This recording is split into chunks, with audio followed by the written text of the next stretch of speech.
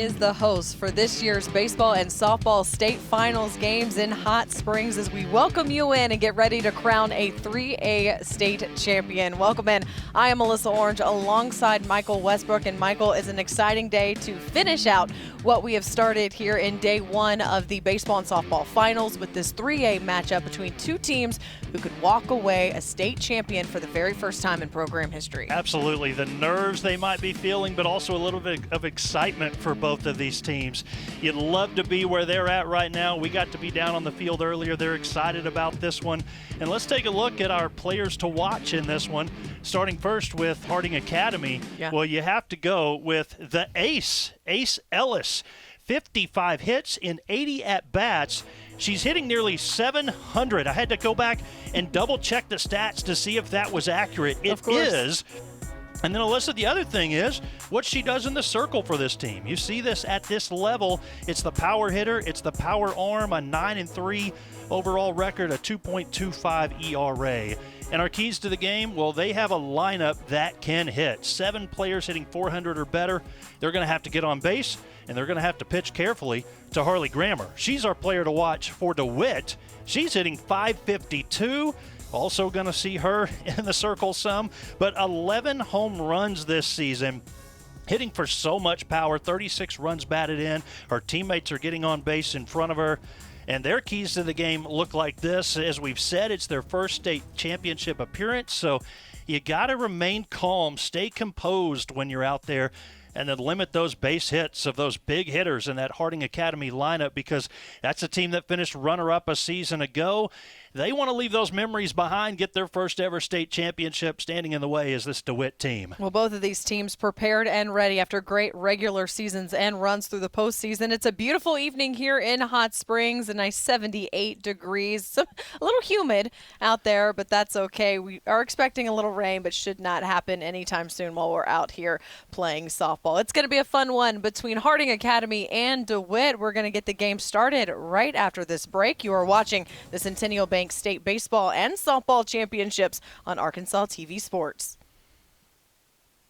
This broadcast is underwritten in part by... Since 1937, the electric cooperatives of Arkansas have been power to homes, farms, and businesses across our state. The cooperatives are member-owned and work together to serve Arkansans. The electric cooperatives of Arkansas proudly support high school students and athletics in Arkansas, and hope you enjoy watching the state championship games on Arkansas TD Sports. Better connected together, the electric cooperatives of Arkansas. UAMS is a proud supporter of Arkansas TD Sports. UAMS Health provides orthopedic and sports medicine care across Arkansas, supporting athletes and teams throughout the state. Find out more at uamshealth.com. Centennial Bank supports communities across Arkansas and is a proud supporter of the Arkansas Activities Association and Arkansas TV Sports, providing financial services since 1999. Member FDIC. More at my100bank.com. Everett Buick GMC provides vehicles to Arkansans and supports local organizations. Community involvement has been part of our story for generations. Proud to support the Arkansas Activities Association and Arkansas TV Sports. More at everettbgmc.com. For over 70 years, Farm Bureau Insurance has offered coverage for automobiles, homes, farms, and lives across Arkansas. Proud to support the Arkansas Activities Association. More at afbic.com.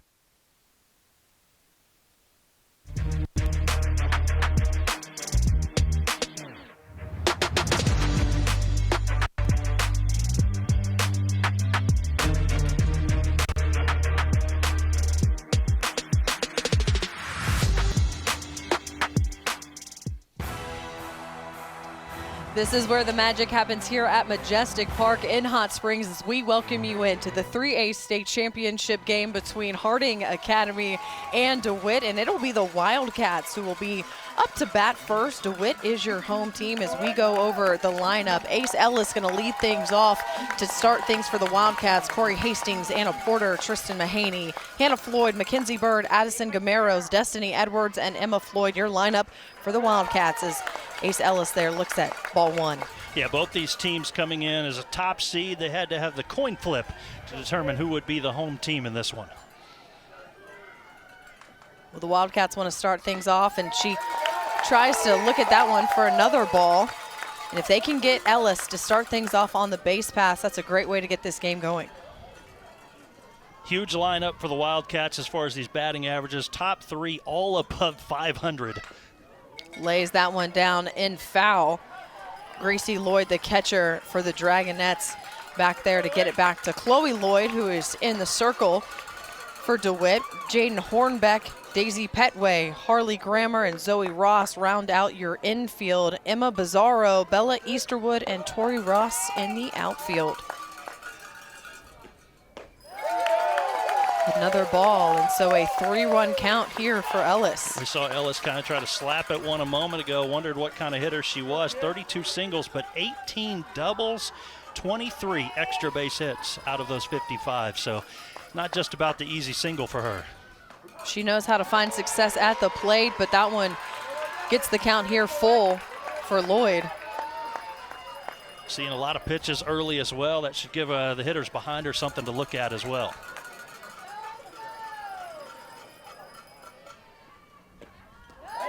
And that one down in the dirt underneath the glove of Lloyd, and that is going to be a walk to start things off here, and a base runner for the Wildcats. 21st walk this season for Ellis out of that leadoff spot. Did her job, set the table, and the big hitters again coming behind her. But again, with 688 out of the leadoff spot, it's just so impressive. And then now you got 548 in Hastings coming up next. Well, you were saying that was one of the keys. Watch out for Ellis. And when she is on the base pass, she is legal as well. Corey Hastings here, your shortstop, looks at strike one. Yeah, high strike there, and Hastings tall, so maybe affects that strike zone a little bit.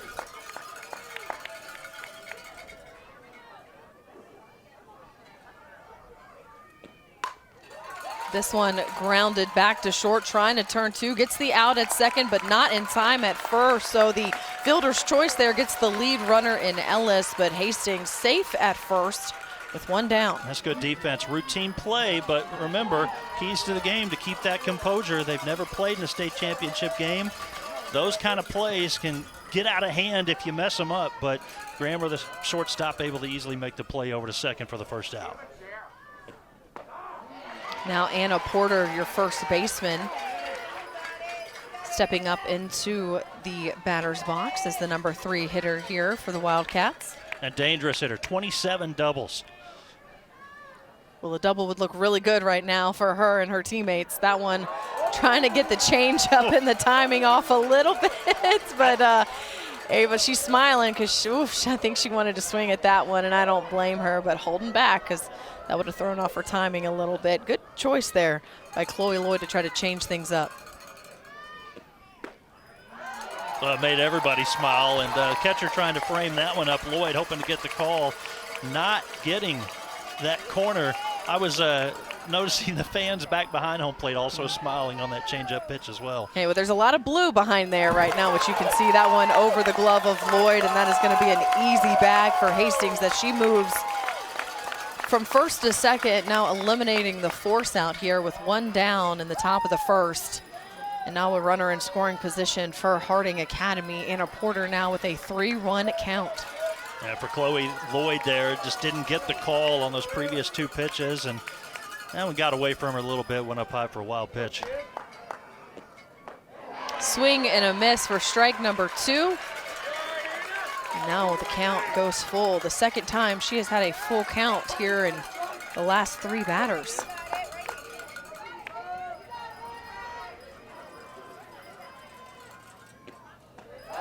And that one high for ball 4. So the second walk of the inning. And you know, Michael, I think you talked about that they've never been in this situation before. And even though they have had a really good regular season, undefeated in the regular season, and then getting through the regional and the state tournament, it's a little nerve-wracking to see here playing for a title. Yeah, it has to be. And Coach Bobby Peaks, you know, he had to probably tell his pitcher, pitch carefully.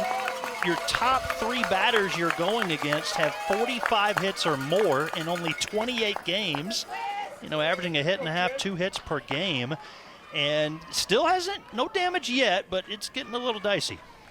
Well, that one hit back to second base hard off the glove of Daisy Petway.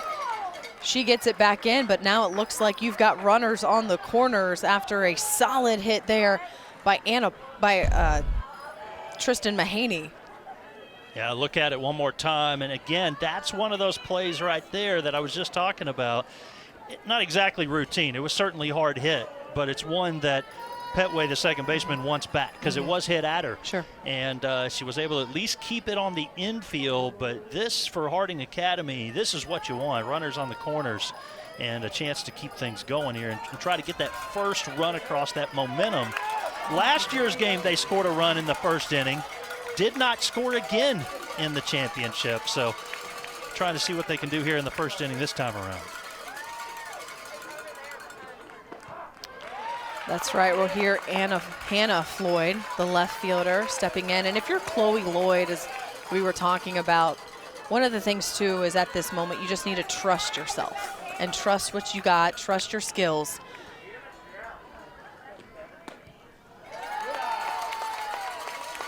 And it looks like we've now got runners at second and third. We also have a pinch runner as well in there, number 5 for Harding Academy. Back up the middle through the infield, and that is going to score a run, could score 2. The throw down there, not in time, cut off by Chloe Lloyd, but a 2-run RBI single for Hannah Floyd, and just like that, Harding Academy is on the board. Yeah, great piece of hitting from Mahaney as we see it again, just right under the glove of Chloe Lloyd. You had the shortstop, Harley Grammer, playing off just a little bit to the left, tried to go back up through the middle. She couldn't get it. Just ticketed right through the middle for a 2-run base hit.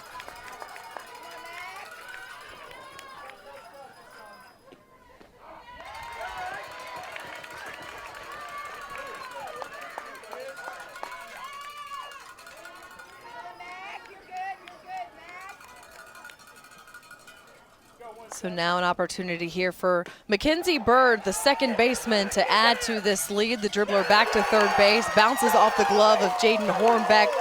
That is going to score another run. In comes Hannah Floyd, and just like that, 3-0. And Michael, you mentioned it, this Harding Academy team knows how to score, and this one can start to funnel at you if you're not careful.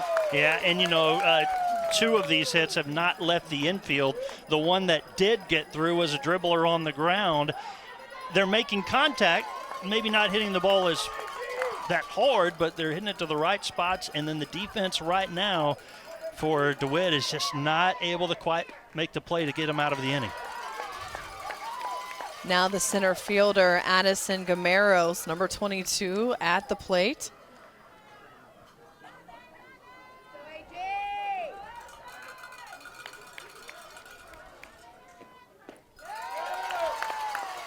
And that pitch there, outside and low, I want to make sure what I'm about to say doesn't reference that pitch. The one before it was close. Catcher was trying to frame it up. Lloyd doesn't get the call again. But you're in the state championship game. That one, diving catch attempt by Belle Easterwood. Well placed there in the gap. That's going to continue to score the runs. Another one comes across.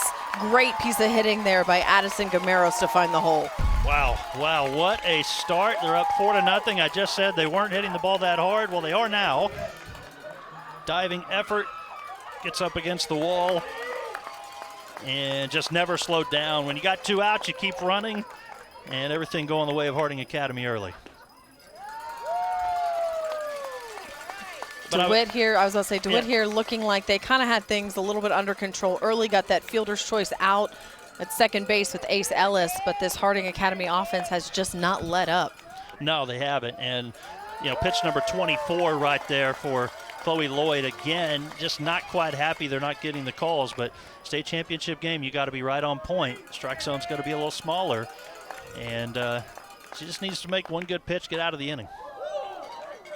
Will Destiny Edwards continue trying to extend this inning a little bit more? The number 8 batter here, the third baseman for Harding Academy at the plate, and Addison Gamero stands at second base right now. And the thing is, she's hitting .361. It takes to the 8th batter in the lineup to drop below .400. Oof, that one just slipping out of the hands of Chloe Lloyd. I think this DeWitt Dragonettes team just takes a deep breath. Sometimes you mention the nerves. Just get out of this first inning, shake it off, and get the bats going. But you got to get out of it first. There's only one out here as they're trying to stop the bleeding a little bit. That one over to third, collected by Zoe Ross. Over to second base for Jordan Hornbeck, and that is another out.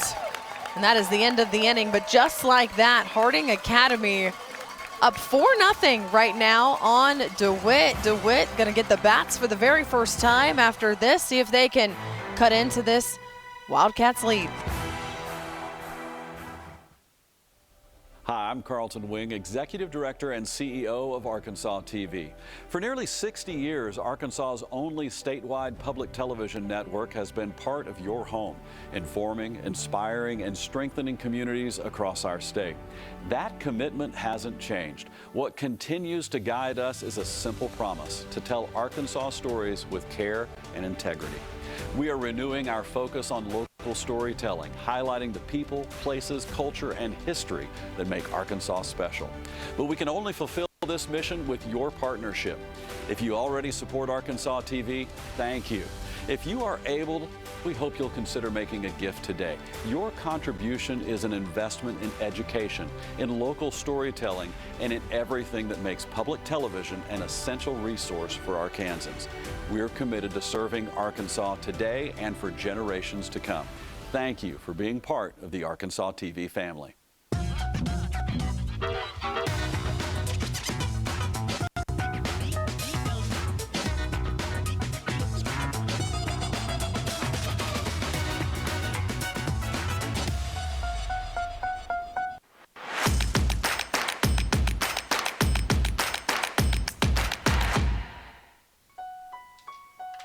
Welcome back to Hot Springs. DeWitt now at bat as we're looking at Ace Ellis in the mound. Her offense giving her some run support, Michael. 4 runs on the board for Harding Academy in the top of the first as Belle Easterwood gets things going for the Dragonettes here to lead things off. Well, I said it a year ago when they played in the state championship game. They scored a run in the first, and then they were shut out over the next 6 innings. Well, they made a statement this time around with a crooked number, a 4 spot in that first. We'll see what DeWitt has as well. They've got some big bats. They've got some players that can hit the long ball. We're going to see Harley Grammer in this inning, and it's early, so anything could happen. Speaking of Harley Grammer, let's run through this DeWitt lineup. Belle Easterwood leading it off. Chloe Lloyd, Harley Grammer, Gracie Lloyd, Tori Ross, Jaden Hornbeck, Emma Bizarro, Zoe Ross, and Daisy Petway, your lineup for the Dragonettes. A 2-1 count here on Easterwood. That one a little outside for ball 3. So a patient at bat here for the center fielder for the Dragonettes.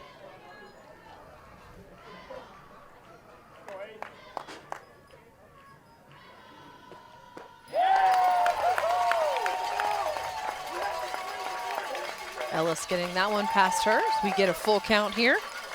The DeWitt team that defeated Hoxie in the state semifinals 17-0. So, I mean, we know they can score too. Pops this one up to third base. Caught there by Destiny Edwards for out number 1.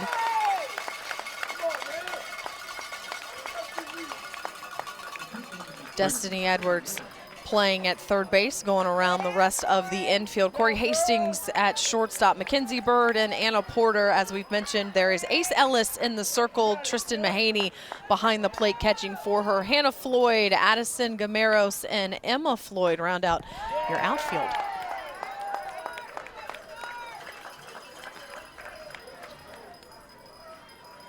That one fouled back for strike one. Chloe Lloyd, the pitcher, now at the plate. .338 batting average. See what she does up there. If she's patient against Ellis, try to help her own cause and get on base. And, you know, you're just kind of probably playing for one run at this point. Just get one of these back, get a little bit of confidence. Just chip away. It's early. Just the first inning here. That one popped up into shallow center field. An easy catch for Addison Gameros for out number 2.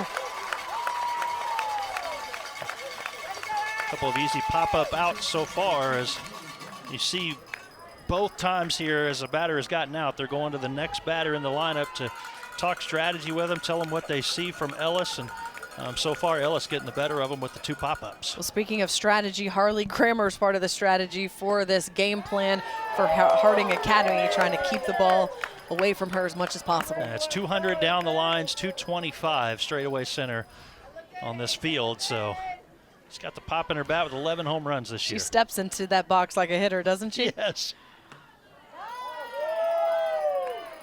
Now a 2-0 count. They're going to be cautious with her. They're not going to give her anything she wants to see. They respect that power that she has. That one high off the glove of Mahaney, off the back stop. 21 extra base hits. She's got 9 doubles and a triple as well to go along with those 11 home runs. A 3-0 count, and honestly, a walk wouldn't be the worst thing in this situation. And that's exactly, that one a strike. Okay, on the outside. Sorry, from our angle, looked a little outside, but now a 3-1 count. Got the 3-0 call that time, I think. That one fouled back, and just like that, a full count on Harley Grammer. Yeah, completely changes things, because now Ellis can go right after her if she wants. Ellis is a competitor. I think she wants to. Oh, of course. That one well hit deep.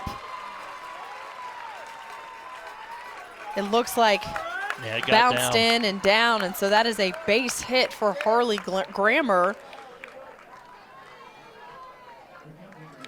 And the Dragonettes now have themselves a base runner. Good piece of hitting there, and maybe something was passed on from the players before who popped up. Maybe it was just good hitting from Grammer, not sure, but she kept it low well enough. Contact. It looked like it was more of a line drive, probably over the third baseman's head than anything else. That one a little high. You hear the ball crowd, one. but we had a good view at it. That was up.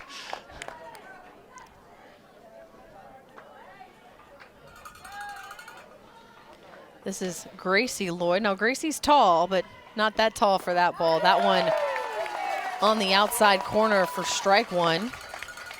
Hitting .354 and 65 at bats this season.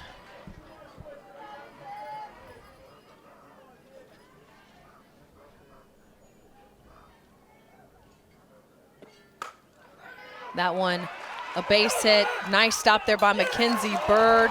The throw over to Anna Porter is dropped, and so everyone is safe. A little life here for this Dragonettes offense as they now have got 2 on, 2 outs, and Tori Ross walking up to the batter's box. Good job there of Lloyd making contact. A nice diving stop by Bird to keep it on the infield. Just couldn't quite finish the play off, and so yeah, after what was 2 very quick outs, all of a sudden here comes DeWitt with 2 on. Yeah, nice battle starting to settle in here in this middle part of the lineup. As we mentioned, Tori Ross, the right fielder, stepping in. Squares to bunt, pulls it back for ball 1. Now that's interesting there. I don't know where the defensive alignment was at. Couldn't quite see it. Maybe she thought she saw something to be able to bunt. You're talking about the 5-hole hitter here. Probably not wanting to bunt with 2 outs, but she's probably got some speed as well.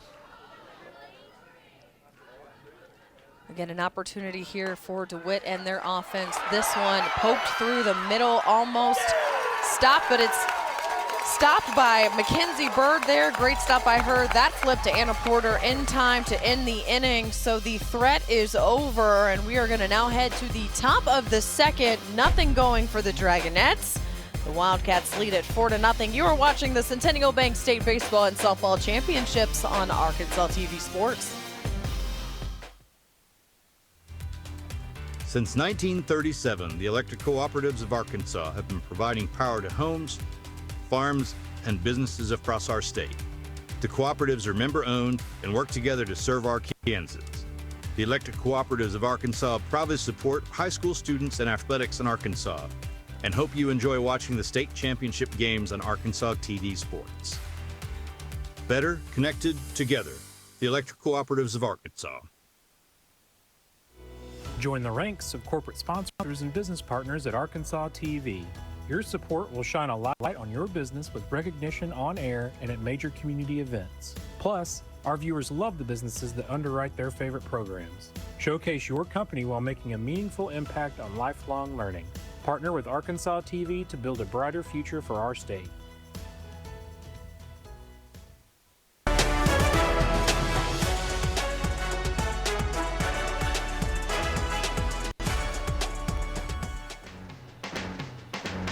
Arkansas TV is the home for high school sports. If you love seeing these high school sports championships in action and also on demand, please consider making a gift to Arkansas TV today. All you have to do that is visit arkansastv.gov/backslash, I'm going to get it, sports right there on your TV, as well as a phone number you can call. Donate.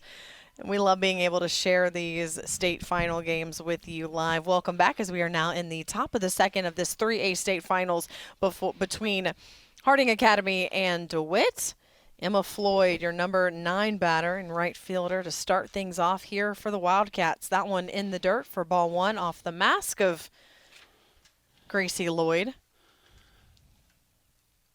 Couple of wild pitches there by Chloe, and it is humid out there. We don't have the rain. We talked about that in the open. That's expected overnight, and it looks as if we're going to be okay for tomorrow as well, knock on wood, I guess, but it is humid, so the ball can slip out of your hands.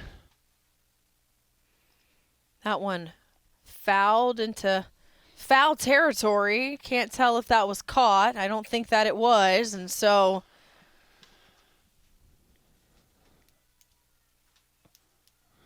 I believe Emma Floyd stays alive there. So a 1-1 count.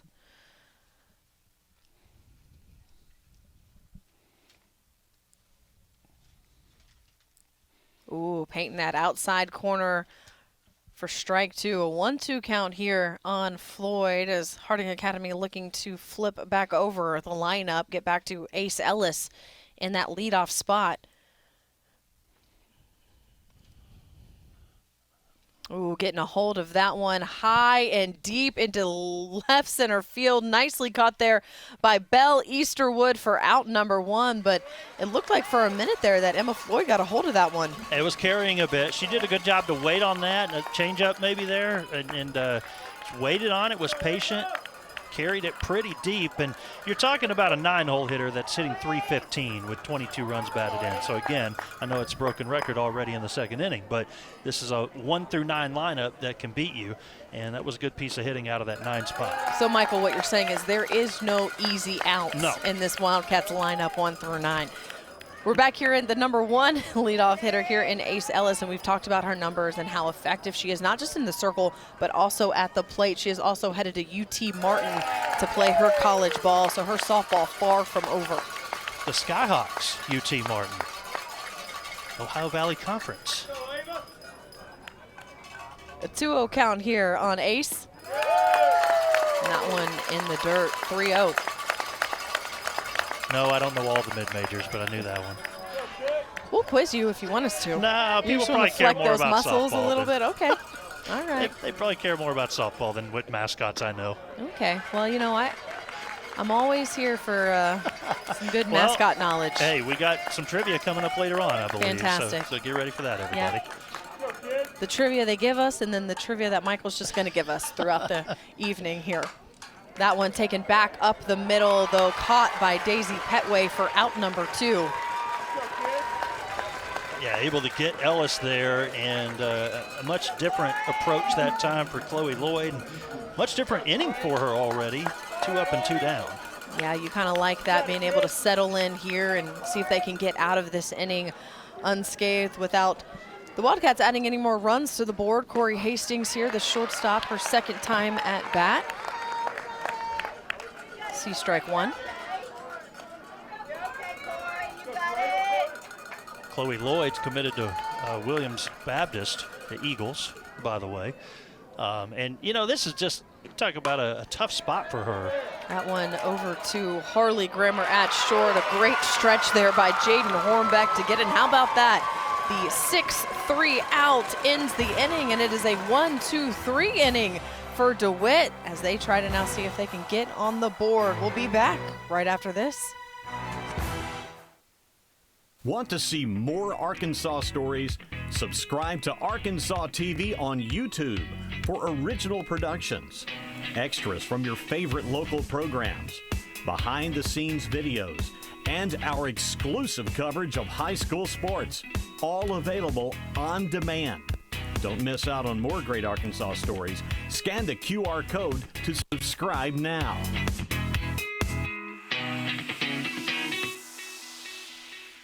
Everett Buick GMC provides vehicles to Arkansans and supports local organizations. Community involvement has been part of our story for generations. Proud to support the Arkansas Activities Association and Arkansas TV Sports. More at everettbgmc.com.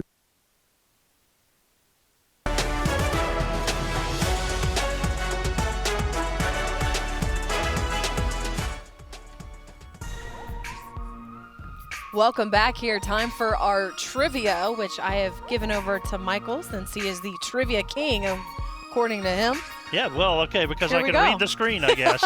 Who holds the Arkansas high school record for most base hits in a single game? I feel like this is pretty recent. Is that a hint? We'll give the answer here in a My minute. notes say it's pretty recent, yes. Pretty recent. Yeah. Okay. Yeah. Maybe in my neck of the woods? In Northwest Arkansas? Possibly. Okay. Yeah. All right. I need to know my state geography. That's so, okay. I didn't mean to put you on the spot. We'll let everybody else have a moment to try to figure it out. That's right. Welcome back as we are now in the bottom of the second. Harding Academy leading 4-0 over DeWitt. And Ace Ellis back in the circle. And I want to go back to the last inning for just a second. I was talking about Chloe Lloyd and the tough spot she's in. What I was about to say is that, you know, she's pitching to contact now. Her defense can play better behind her. They made that nice 6-3 put out to end the inning. Fly ball outs as well. She had a 1-2-3 inning. Settled down now perhaps, and maybe that makes it a different ball game. Jaden Hornbeck at first base stretching out to get that last out of the inning. A swing there for a strikeout, and that is a K for Ellis. Ellis pitching well. Her first strikeout of the game. Got the first two on pop outs, then a couple of singles before a ground ball out. So she's had a little bit of everything already on how she's been able to get the outs in this one. Emma Bizarro, the left fielder here, swings and fouls back for strike one. I tell you, she was having fun before the game. We They got all a were, for chance sure. to go down to the field, talk to them for a while, and I was standing there asking Coach, now there's one name I don't know how to say, and she said, it's Bizarro. She told me herself. She knew what you were probably going to Yep. ask. And now she is behind in the count, though, 0-2. Yeah, they make sure they're you see the glitter on the face. There's glitter in the hair. I mean, they were all dolled up, ready to go, getting everyone ready. That one outside for ball one. As you should be. State Absolutely. championship game. And, you know, you got to do whatever you got to do to get any sort of momentum. I tried to talk them into letting me have some glitter, but it didn't work. That's okay. That one fouled back. She tries to keep this at-bat alive. Mentioned this DeWitt team winning that state semifinal 17-0. They outscored their opponents in the regional and state playoffs 55-22. They're going to break through at some point, you would think. It's still early here in the second. That one line drived over the head and off the glove of Corey Hastings. And so that is a single to start things off here for Emma Bizarro. One down as Zoe Ross now, the third baseman, comes to bat for the first time. Solid contact there.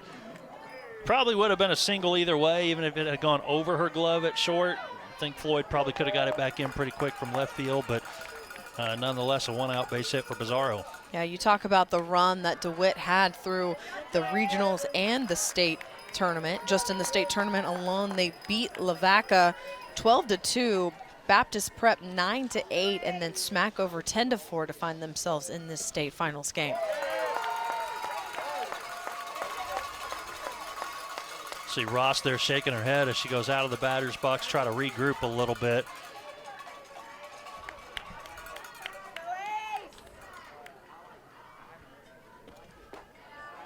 That one a little low and inside for ball 2.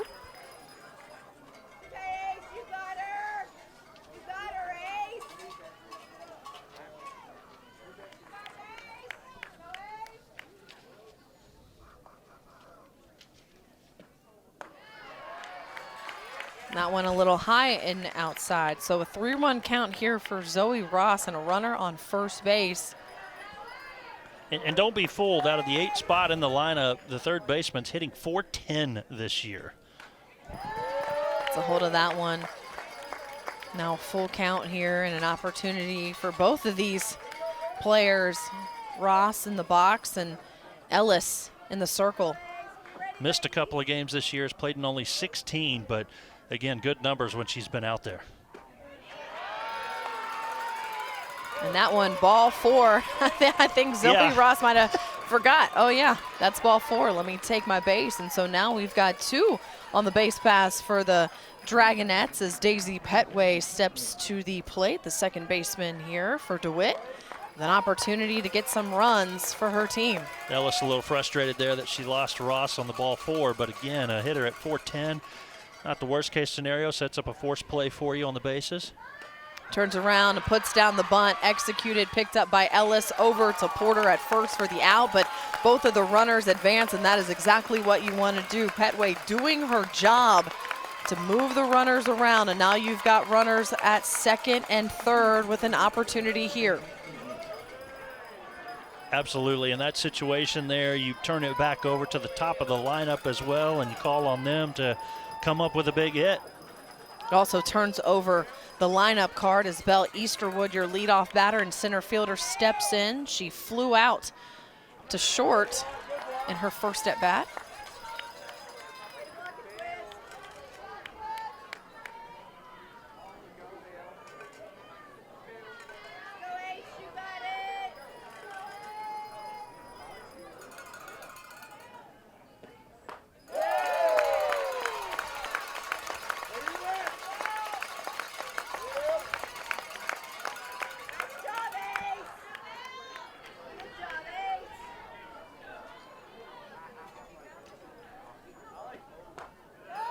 Got 2 outs in the inning. Strikeout started the inning. Yep, that's right. So it's important here that the runners are going to be moving on any sort of contact.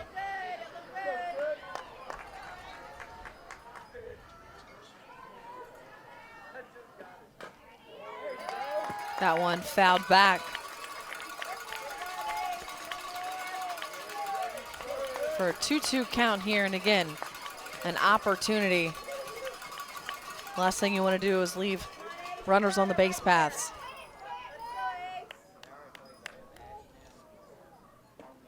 A swing and a miss and a strikeout, a big-time strikeout when she needed it for Ellis. That ends the inning. No runs across, 2 runners left on. It is still a 4-0 game here at Majestic Park in Hot Springs as we continue this 3A state finals game. UAMS is a proud supporter of Arkansas TD Sports. UAMS Health provides orthopedic and sports medicine care across Arkansas, supporting athletes and teams throughout the state. Find out more at uamshealth.com.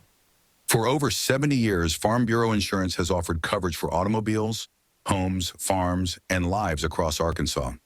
Proud to support the Arkansas Activities Association. More at afbic.com.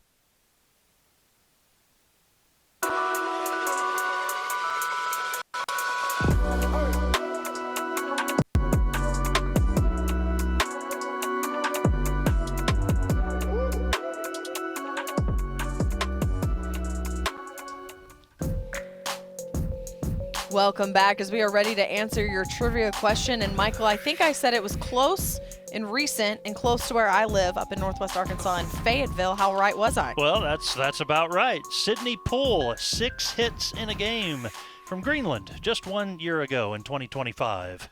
So there's your answer for anyone at home that got that right. Welcome back as we are now here in How many? The top of the third. How many at bats did she have in the game? I wonder. I would say probably 6, at least, maybe 7. Sure. You know, yeah. Sure. 6, 7. Did That's you really right. just do that? Well, you can't see Michael on Yeah, I know it's camera, first time working but together, but you know, I had to drop that in. Yeah. We both have kids, so I Exactly. understand. I thought it was over, though. It's not cool anymore, according to my 8-year-old. I'm told Well, it's no not one cool does that. when we say it. Okay, Yeah. all right. Yeah. All right. I really thought we were done with that. We I was can be. hoping we were, at least. Anna Porter here, the first baseman for Harding Academy, up her second time. She walked in her first at bat. Can't say enough about Chloe Lloyd's second inning, shut down 1, 2, 3, bottom of the lineup plus the top 2 in the lineup. And so still, you know, it's a lineup that can hit. She's got to do it one more time here to really give her team a little bit more momentum. Yeah, absolutely. That one drilled deep into left field, off the wall. In comes Porter, and she is standing at second base for a double to start things off here in the third. Walked her first time up. She's been on base both times now. Check it out again. Just a golf shot. Up off the middle part of the wall. Just missed a home run. Great piece of hitting there. Got a hold of that one. Solid contact. And now Harding Academy just like that with a runner in scoring position to start the third. Tristan Mahaney now up to bat. Back off the foot of Chloe Lloyd over to first for the out, but that moves Porter over to third base. Yeah, good job there to field your own position. Hopefully Chloe Lloyd's okay. Umpire's going to kind of stand out in front of home plate and give her a chance to shake that one off, and coach will come over and talk as well. Always want to have the precautionary moment here with your pitcher, especially when they get hit. Yeah, it looks like that one just bounced off her left foot. As you can see her kind of rolling her ankle and shaking it out. It's never fun as a pitcher, as much as you rely on your footwork. Have a ball bounce off your ankle or so.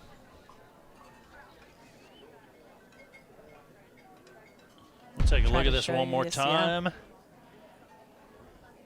was trying to see. Oof, yeah, maybe her shin. Maybe. It did, Right, kind of over there. It bounced once. I don't know if that helps any. Pretty hard bounce up off the turf, but it wasn't a complete line drive, but still. Yeah, that's never going to feel good, and it's probably going to leave a bruise if my past softball playing days serve me well. What position did you play? So it depends. You know, I played a little second base and outfield. Okay. Caught a little bit when I was younger. So A little bit of everything then. a little bit of everything. I was not a first baseman, and I was not a pitcher. Broke too many windows in my backyard trying to pitch, and my dad said, absolutely not, we're done. By the way, he is in the booth with us laughing at me because he knows it's true. I enjoyed getting to visit with him during the baseball game that was before ours, and yeah, it's great to have him up here with us. Coached me my whole life. Very opinionated softball coach over here to my left. He may have told me a thing or two about that. I'm sure he did. I'm sure he did. There it is for ball one as Chloe Lloyd stays in the circle, facing Hannah Floyd here. Good base running for Porter as well, just to go right away on that ball and get over to third base. If you're Harding Academy, even though you lead 4-0, this is a spot you want another run. You got a runner at third and only one out. Well, you know they're going to be aggressive. That's not a question, as this one popped up over on the right side of the field. Caught there by Daisy Petway for out number 2. Easy play for the second baseman, not deep enough for Porter to even think about trying to come home. All right, so now you still have a runner on third. Your leadoff batter got on, but now you've got 2 down. So she's running on contact, but you would really love to not leave her stranded here. Mackenzie Bird with that opportunity. This one popped up as well into shallow center field. Whose ball is it? Little miscommunication. Daisy Petway trying to catch it over her shoulder, but cannot. That one drops in for a base hit. And Mackenzie Bird doing her job, gets the run to score and finds herself on first base. Well, you could hear the crowd one side knowing that that was probably going to fall inside the Bermuda Triangle. It did. And then the other side just kind of holding their breath, maybe come up with a catch. But, I mean, it couldn't have been more perfectly placed to fall in, just barely past the infielder. Yeah, that one's such a hard ball because your center fielder is playing a little too deep, and that is a fast run, but that is a hard ball to catch over your shoulder as well. So a good attempt there by Petway. Unfortunately, did not fall into her glove. Addison Gameros fouling that one off. She had a great hit in the left center gap, her first attempt. Also with an opportunity to help add to her RBI total already on the day. Yeah, able to drive in a run that first at bat.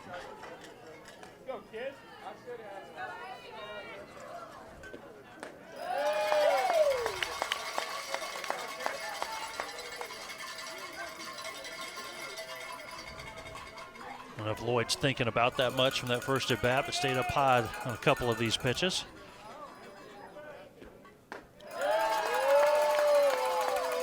That one, yeah, 3-0 count. I mean, you have to respect, obviously, the power that Gameros has at the plate. You saw it in the first inning. You also have a runner on first, and you don't want to have any more scored. This one popped up. This one also to Petway. This one is caught for out number 3 to end the inning. They strand one, but they're able to get one more on the board. So Harding Academy going to take the defense once again as we head to the bottom of the third now with a 5-0 lead. You are watching the Centennial Bank State Baseball and Softball Championships on Arkansas TV Sports. Want to see more Arkansas stories? Subscribe to Arkansas TV on YouTube for original productions, extras from your favorite local programs, behind-the-scenes videos, and our exclusive coverage of high school sports, all available on demand. Don't miss out on more great Arkansas stories. Scan the QR code to subscribe now.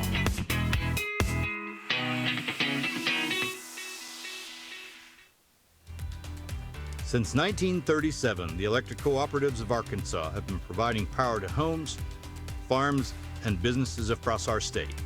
The cooperatives are member-owned and work together to serve Arkansans. The electric cooperatives of Arkansas proudly support high school students and athletics in Arkansas, and hope you enjoy watching the state championship games on Arkansas TV Sports. Better connected together, the electric cooperatives of Arkansas.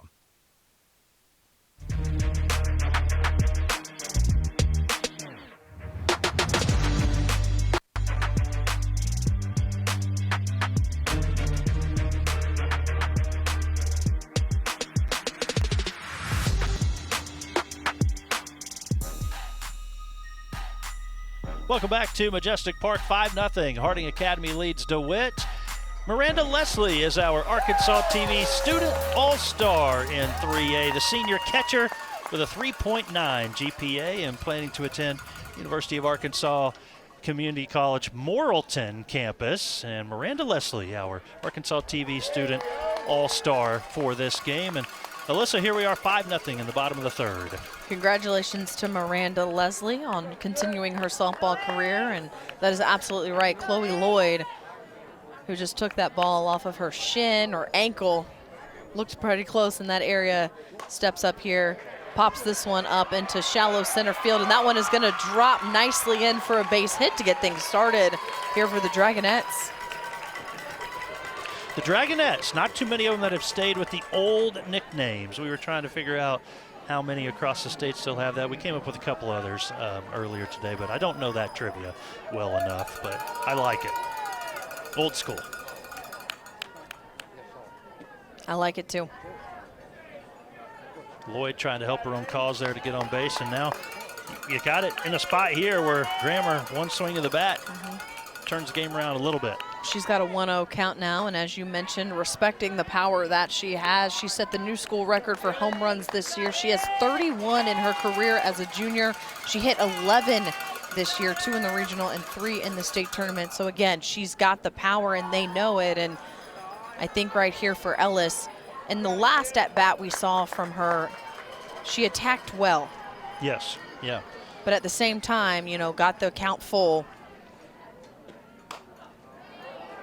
This one popped up high. Ooh, some miscommunication there between Destiny Edwards and Corey Hastings, so that's going to drop in for a base hit. And now you've got runners here on first and second, but for Harley Grammer, you want to respect her power, but you also, as a pitcher and a competitor, you want to strike her out. So I appreciate the aggressiveness from Ellis in the circle Yeah, well, they're going to battle each other, that's for sure. Grammer's won the battle so far. She's been on base both times. And, looking at the replay a moment ago, what a tough situation there.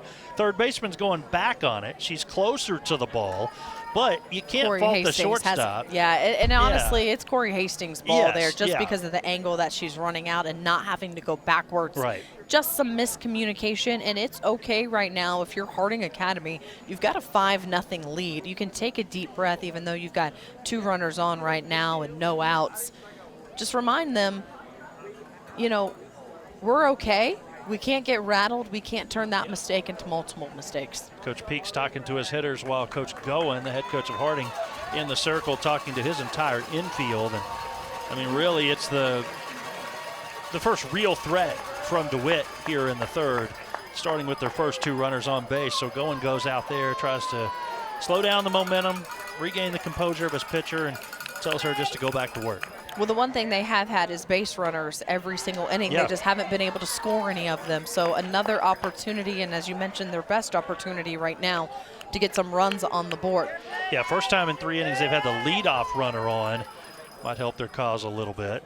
Gracie Lloyd here stepping in, looking at a 1-0 count, now a 2-0 count from Ace Ellis. They may be picking up some momentum from that last inning where they did have 2 on and had them in scoring position. Just couldn't get them in.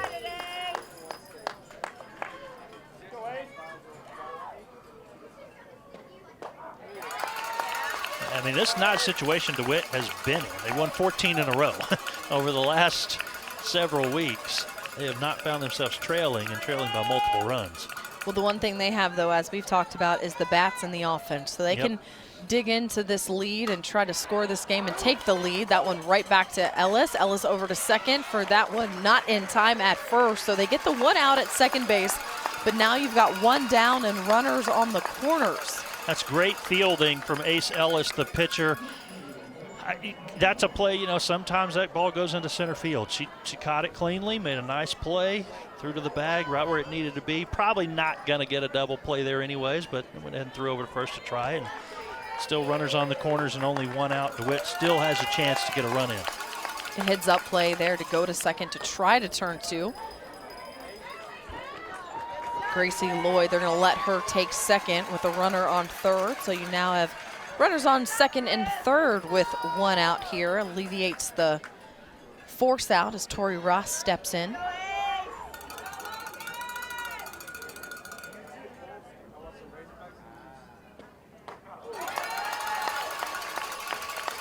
Got her to chase on the high strike that time.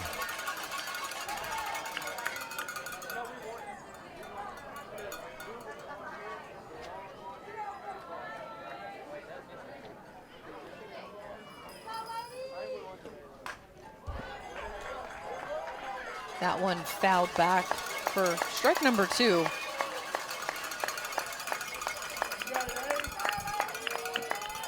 Ross hitting .344. She's got 12 runs batted in this year. Chance now, runners at second, third, a base hit could bring a couple in.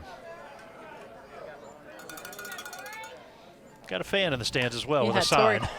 Tori's got her fan club back there, and what she's trying to find right now is just a hole in the offense to get that base hit, as you mentioned. Just 1 out and a big opportunity here for the Dragonettes. And doing a good job making contact. There's the sign. They're holding it up as the pitches were coming in. That one over to second, the out at first. And that's going to score a run, so an RBI for Tori Ross, the first run of the evening for DeWitt. And once again, now they've got a runner on third. And Gracie Lloyd over at third base now, and so Ross again making contact, and really that's exactly what you want if you're her, just anything but a strikeout. Absolutely. And that one back up the middle for a base hit. Great piece of hitting there by Jaden Hornbeck.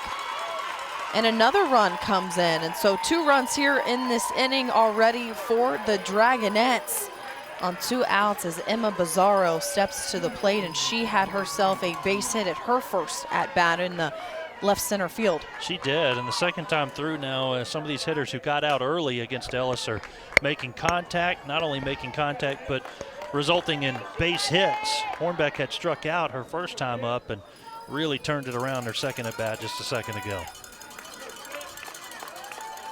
You go back to a couple batters ago, but how significant was that stolen base to put runners on second and third instead of runners at the corners there with that hit from Tori Ross? Well, yeah, Tristan Mahaney, the catcher, had stood up, made a move towards third base, just that one step, but there was a batter in that box, so she couldn't really do much. A swing and a miss, another strikeout, the second of the night for Ace Ellis. That ends the threat, but the Dragonettes get two back as it is now 5-2 here as we head to the top of the fourth. You are watching the Centennial Bank State Championships on Arkansas TV Sports. Of the Arkansas Division of Higher Education and a member of the Arkansas 250 Commission. As we approach America's 250th anniversary, communities across Arkansas are preparing to celebrate our shared history. We're working with local leaders to support meaningful, locally driven events that honor the people, places, and stories that shaped our state and nation. Visit america250.ade.arkansas.gov and join us as we connect with our nation's history, celebrate Arkansas's unique story, and contribute to the state's future success.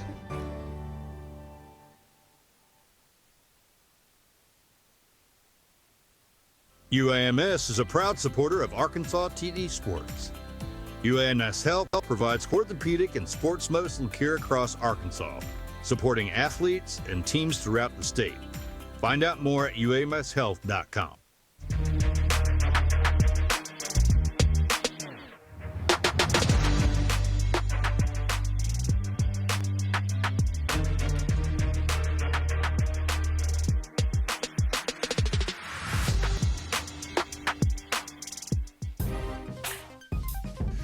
Get your live action photos from the game at arkansastv.gov/sports. Grab free downloads, have prints made, all great championship keepsakes for you as we watch this 3A championship finals between Harding Academy and DeWitt. The Dragonettes able to get two on the board in the bottom of the third, and so now we are here in the top of the fourth.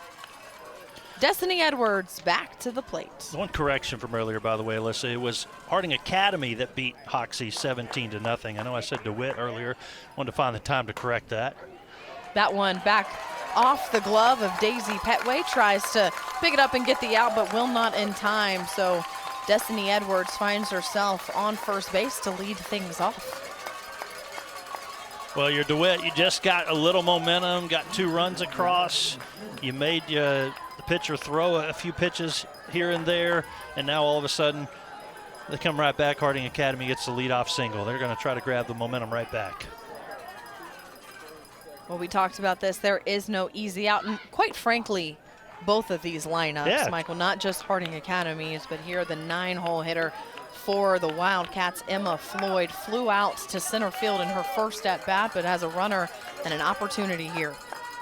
Yeah, Harding Academy out of 3A6 and DeWitt out of 3A8, both the top seeds. You really don't get those kind of numbers and records without some hitters all the way through your lineups. No, you don't. That one a little low and inside for ball one. So a 1-1 count here early on Floyd.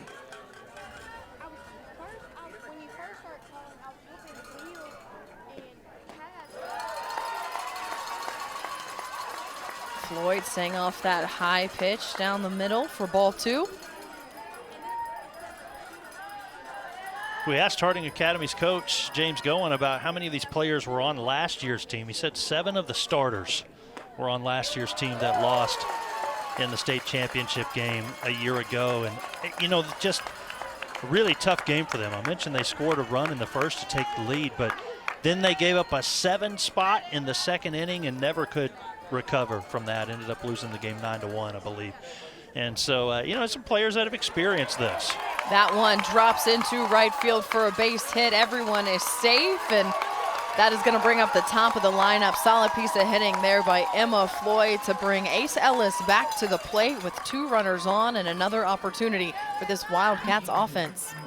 Yeah, they're playing with some confidence right now, and talk about a chance to help your own cause. A player that's hitting almost 700, walked in the first, then flew out in the second. So still trying to get her first base hit.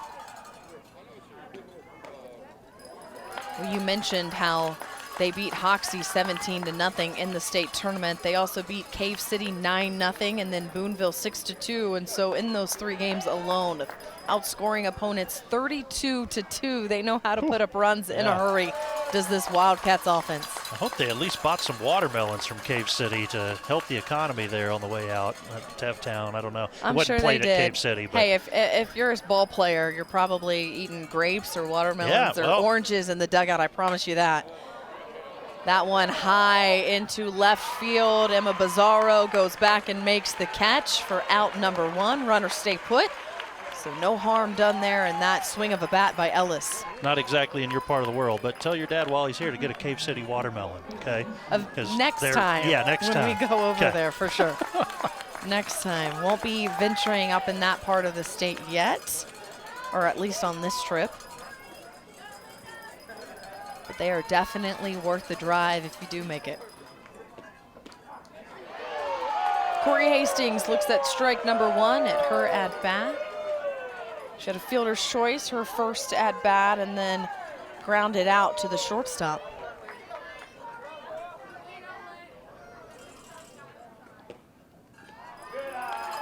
I mean, really, you got to give Chloe Lloyd credit for what she's done against these top two in the lineup. It's clear she's pitching them carefully. Even that first pitch to Ellis a moment ago was pretty far outside, and that one a second ago to Hastings was low.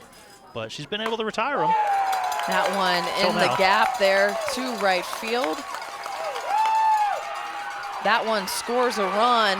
The runner is called safe at third base. A great job, or she's out, excuse me, thrown out at third base. So what a throw there by Tori Ross to collect. Yeah, they should be 6-2, right? Yep. That's right. Well done there by Tori Ross to collect that ground ball and know exactly where she wanted to throw it over to third to throw out Emma Floyd. Destiny Edwards did come around and score, though, so it is now 6-2.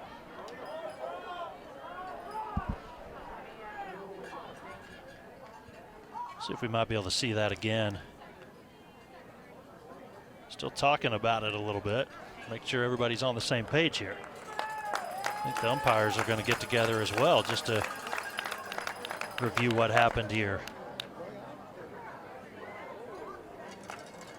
They just want to make sure and look at the call there at third base. It was hard to see from our angle. Had to wait there a little bit of a delayed call too from the umpire. You got Porter standing at second base, who had the hit, brought the run in.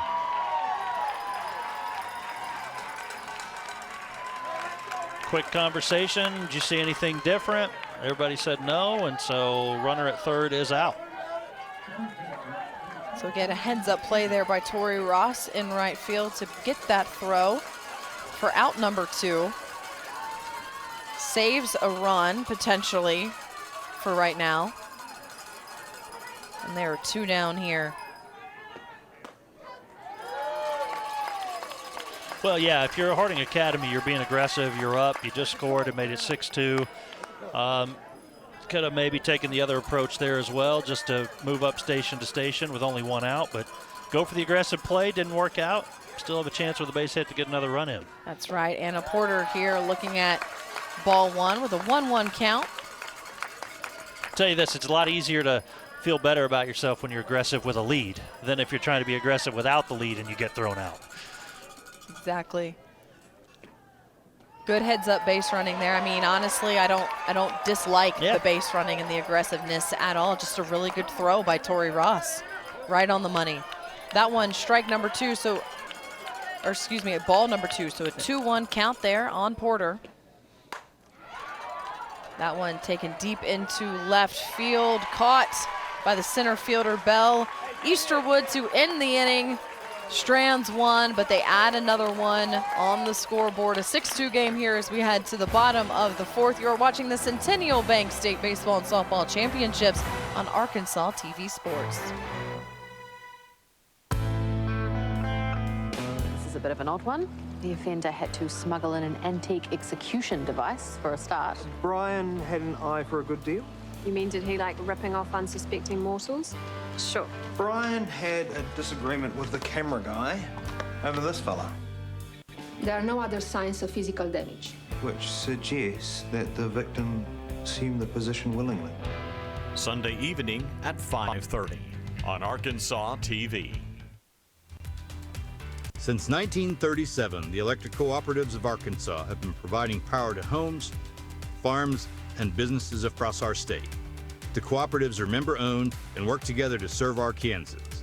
The electric cooperatives of Arkansas proudly support high school students and athletics in Arkansas, and hope you enjoy watching the state championship games on Arkansas TV Sports. Better connected together. The electric cooperatives of Arkansas. Looks like we're right there. Welcome back here to Majestic Park. I tell you what, the Dragonette fans out there having themselves a good old time, even though their team is currently down 6-2. There is a lot of softball left to play and a lot of belief left, Michael, in this offense.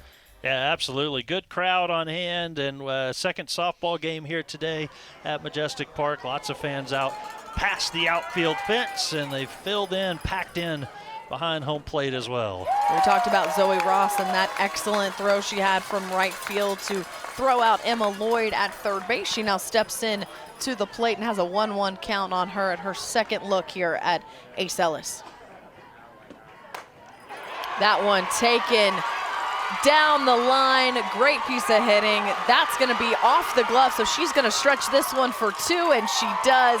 Gets to second base standing to start things off here for the Dragonettes offense. That's going to give those fans we saw in left field some more dancing. Well, I didn't want to jinx her. I was going to say, how often do you see a player make a great play in the field, come up, have a big hit as well, and she did just that, going piggybacking off her big play last inning. She's in scoring position to start the bottom of the fourth. Great piece of hitting there by Ross. Daisy Petway now at the plate to see if she can keep it going here.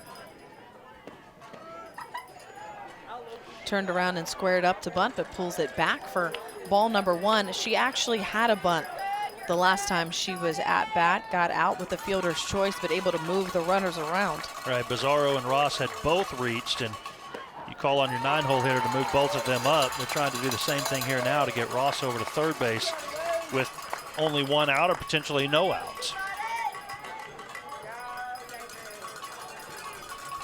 Looked at that last pitch for strike one. So a 1-1 count here with Ross still at second base. This one put down back to Ellis. Ellis gets it over to first for the first out, but just like the last time, she is able to move the runners around. Now Zoe Ross at third base. One down here at the top of the lineup. Back up now, and Belle Easterwood stepping in to see if she can bring home the third run of the game for DeWitt. Petway contributing.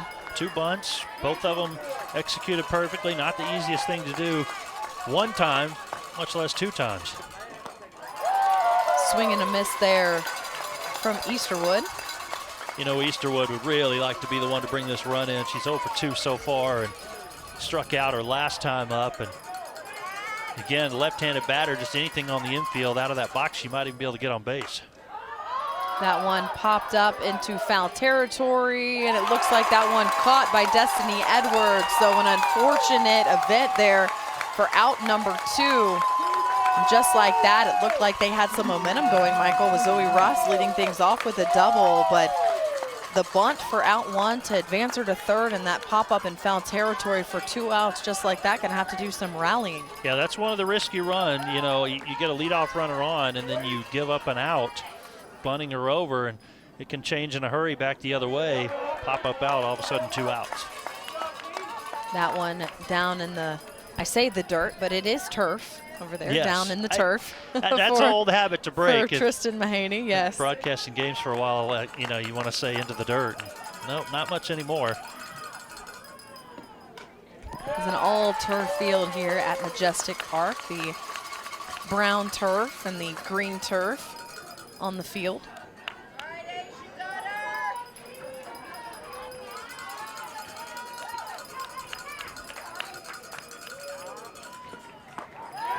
Chloe Lloyd looking at that one on the outside corner for a strike. Excellent pitch position there and location by Ellis.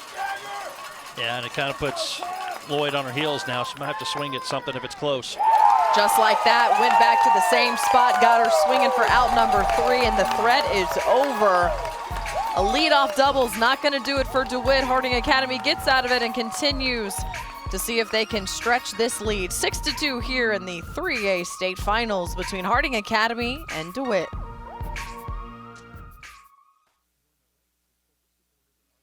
TV. Our viewers love the businesses that underwrite their favorite programs. Showcase your business and support lifelong learning in Arkansas today. Want to see more Arkansas stories? Subscribe to Arkansas TV on YouTube for original productions, extras from your favorite local programs, behind-the-scenes videos, and our exclusive coverage of high school sports, all available on demand.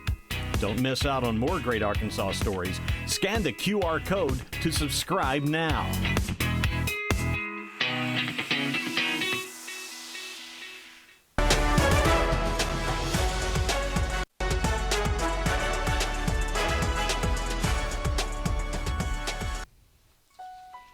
Do you love watching Arkansas High School Sport Championship sports on Arkansas TV like I do? Well, then you can help keep this incredible coverage coming your way. Just scan this QR code that you see on your TV. Pull out your phones, do it. It's quick, it's easy.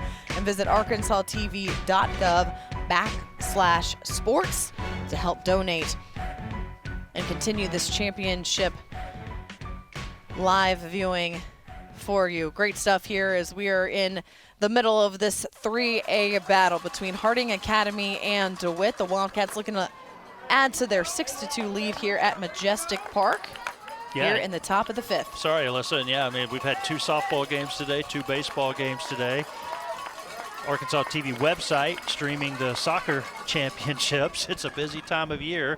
Most schools have had their graduations. School comes to an end for most everybody tomorrow if it hasn't already. But if you're a spring sport athlete, you know, this is like the football player who gets to play on Thanksgiving weekend. Well, this is your deal. If you're playing after graduation or something like that, it's a big, big deal. Absolutely here as we finish day 1 of our spring sport championships in Hot Springs. It's been a fun one, and this has been a fun way to end it so far. A 6-2 lead, as I mentioned, for the Wildcats. Tristan Mahaney here battling an 0-2 count against Chloe Lloyd. That one taken for a ride and foul to stay alive. Well, you can hear the pop of the bat from that one and the crowd reacting as well. And it has been a fun game because it's been one of these where you thought, oh, Harding Academy might run away with this. But those 2 runs from DeWitt, huge. I mean, it keeps it a situation where you get the bases loaded. It could change the game. No side is really gathering too much momentum over the last couple of innings. Yeah, absolutely. Mahaney, just like her teammate Ellis, going to go play softball at the next level. She will head to UA Rich Mountain to continue her softball career. Ground out there, well executed for out number 1. Picked up nicely by Zoe Ross, the third baseman. And early on, a couple of defensive miscues. Allowed that 4 spot in the first inning, but the defense has been good behind Chloe Lloyd lately.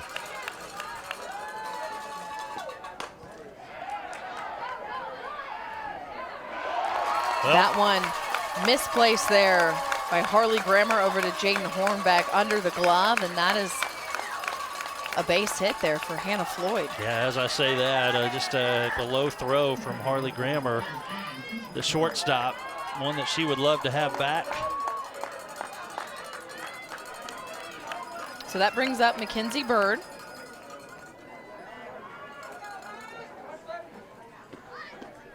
Bird had a single and then flew out to second base, her 2 at-bats.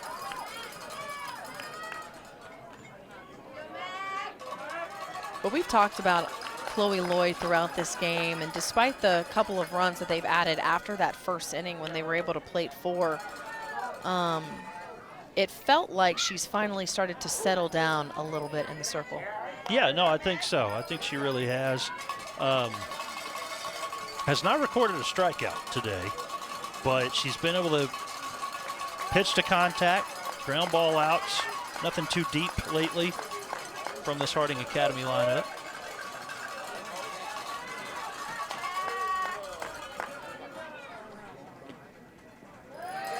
Try with the changeup, but good discipline there by Burr to hold back.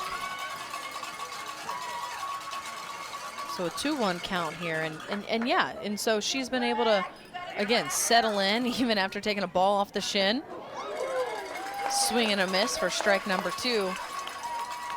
She's just hoping her and her offense can get things going eventually at some point. They've had base runners, they've had opportunities. It just hasn't totally resulted in runs completely, though they were able to get 2 a few innings ago.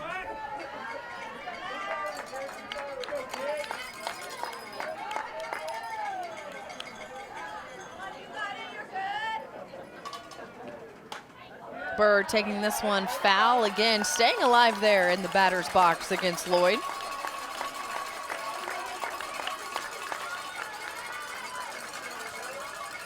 Good hitting right now, just trying to make contact, keep things moving, and just try to wear down Lloyd. It kind of feels that's what Harding Academy is trying to do right now. Well, her pitch count now up to 74. That one, nice pitch. Mishandled there. Should be automatically out. That should be an out because first base was occupied, so she wasn't able to have that free base. Now the runner can go to second as she did, but the batter is out. So that will be the first recorded strikeout for Lloyd on the day. And the second out of the inning.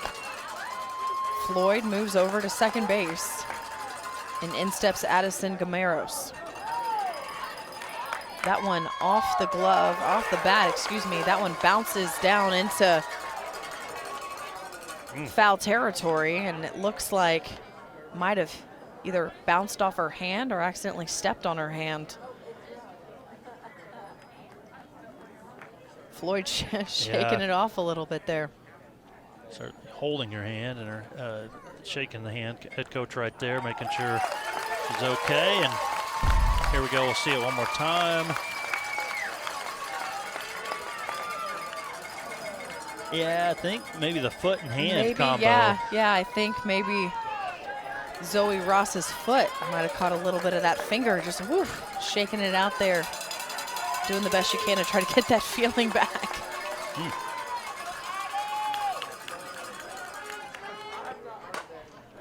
That one taken into right center field. That's going to drop in for a base hit. That is going to go off the glove of Ross. That's going to score a run. Tries to get the throw at second, but she is not in time. Great job by Addison Gameros to slide under the tag for the double.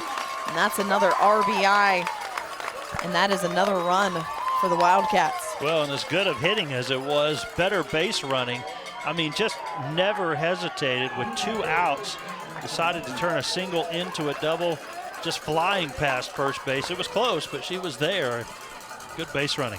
Yeah, her second double of the day for Gameros. Now steps in Destiny Edwards with a runner in scoring position here with 2 outs. Edwards hitting .361, 30 hits this season, 28 runs batted in. Think about that for a second. Almost a run batted in for every hit that she's recorded this year. Well, they'd love to see that happen once again here and add to this 7-2 lead that they currently have here in the 5th.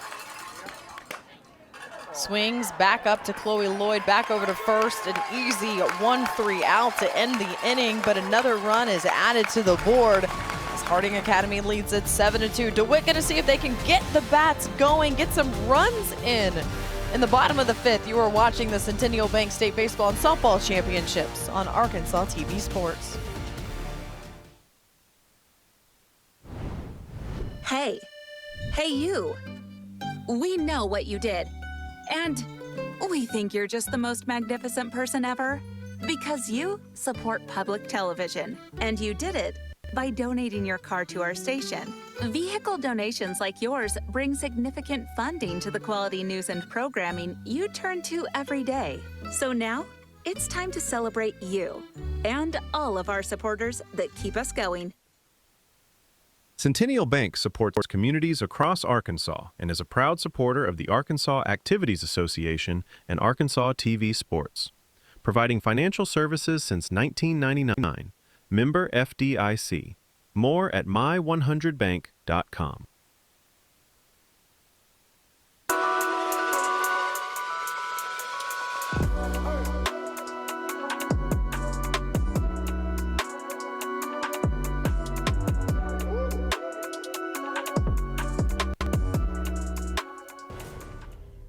Well, the clouds have been out really all day, Michael, here at Majestic Park in Hot Springs, but it's still 73 degrees and a pretty nice evening under the lights here at this park as we wrap up the end of this 3A state finals game between Harding Academy and DeWitt.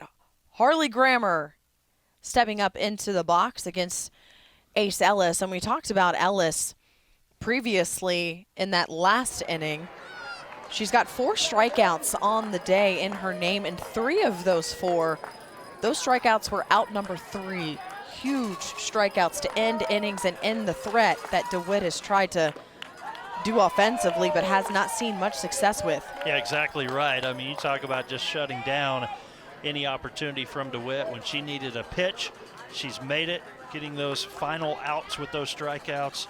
Came into this game having struck out 78 batters in 74 innings pitched, so more than 1 per inning with a 9-3 record, trying to get to double figures in win totals this season, sitting with a 2.25 ERA, and she's pitched about to those exact numbers in this one. She's been about as aggressive as you can be against Harley Grammer, the offensive threat here for the Dragonettes. A 3-run count, though, here on Grammer. By the way, thunderstorms possible around 9:30, 9:45. Okay. So. Well, we're keeping an eye on the clock and hoping that Michael didn't just jinx us. No, I put it out there so everybody would know. Not in a jinx way. Yeah. So. Not in a jinx way. Yeah, right. Is that even a thing? Can you backtrack like that? Like I didn't mean, I'm sorry, Mother Nature, I didn't mean to put a jinx in the world. No. I think you need to go out there and do a little, anti-rain dance I'm just for us. Being a reporter, describing what is happening. There you go. All right. Well, if you put it in that terms, then I won't say it's a jinx then. Grammer continuing to battle at this at-bat. Now a full count. And it has been fun to see Ellis and Grammer battle it out here in the circle and at the plate. Well, it has. I mean, Ellis has gone right after her, outside of maybe a pitch or two.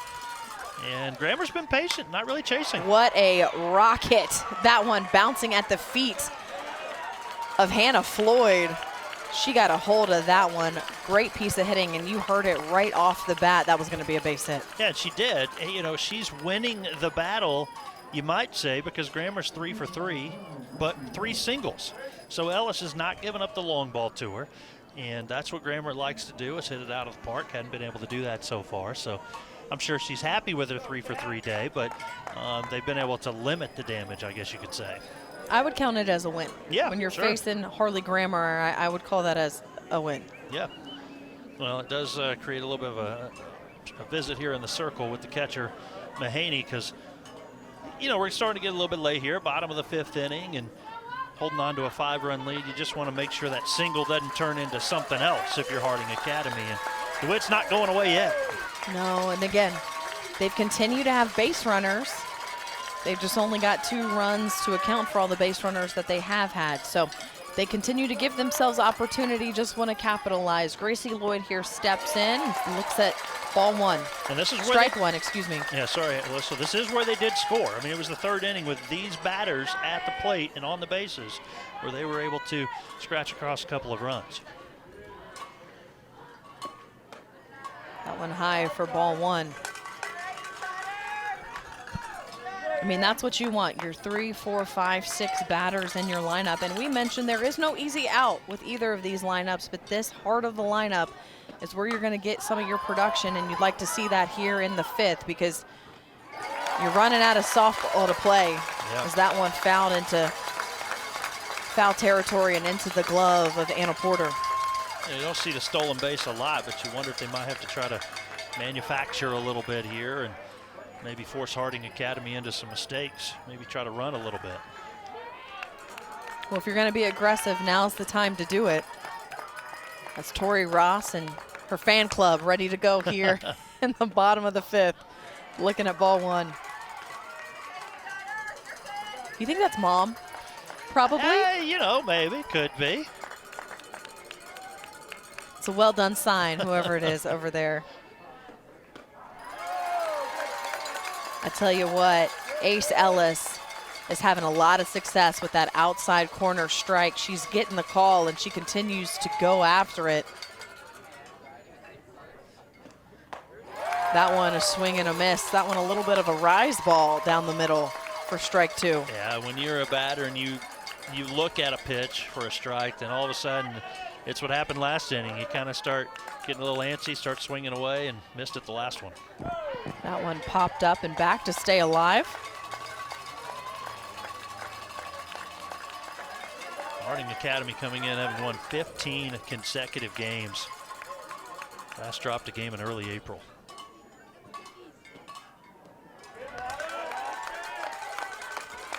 That one bounced in front of the plate, low for ball 2. Just the first season for Coach Goen, too. You talk about inheriting a team that, you know, a chance to get your first state championship, team looking for their first. That one back up the middle through the glove of Ellis, and that is going to be another base hit. So they string together some base hits, and now they've got 2 runners on with 1 out, and Jaden Hornbeck up to bat. That's a real chance for DeWitt. Hornbeck, the RBI single her last time around. And again, I don't know what kind of speed you have out there, but you might have to just be ready to run, I guess, at this point. Even if there is only 1 out. On contact, you might need to just be moving. That one low for ball 1. Yeah, great piece of hitting to take that one right back up the middle underneath the glove of Ellis and into the outfield.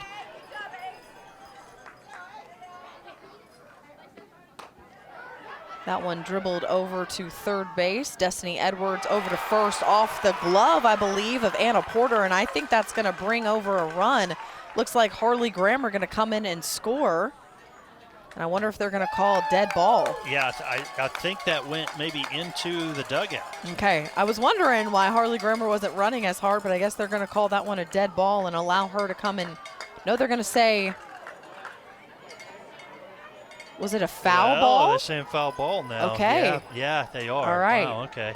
All right, so they're going to say it was a foul ball. You could see Hornbeck just shaking her head no. Wow, what a break for Harding Academy. Wow, you're right. I mean, yeah. Wow. Because we had a run across for DeWitt on that play. And unfortunately, they can't review that, so we play on. What a break for Harding.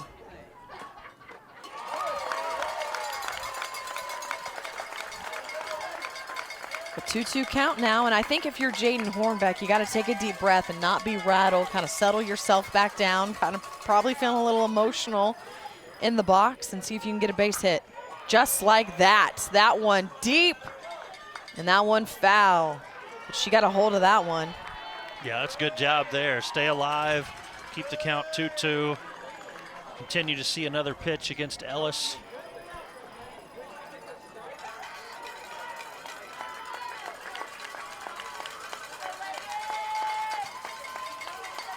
Two on, 1 out, a 2-2 count here for Jaden Hornbeck as she sees another pitch here from Ace Ellis. That one taken down the right field side, foul, continuing to battle. Left, right, it's going every direction there. Hey, they always say if you don't like it, foul it off, see another one. That's what she's doing right now. 90 pitches all of a sudden for Ellis in this game, and just 4 in the third innings.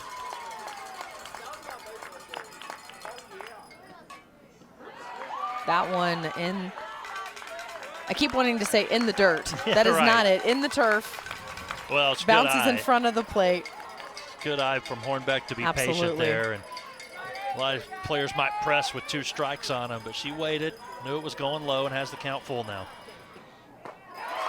Oh, wow, what a big-time strikeout. That was a big moment for Ellis.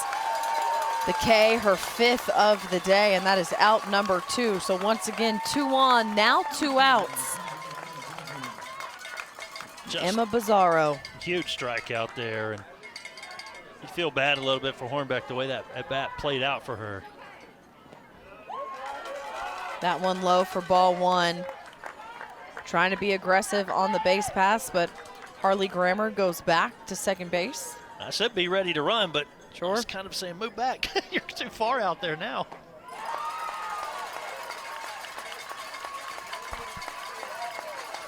You mentioned it. Ellis seems to get stronger when the moment gets bigger.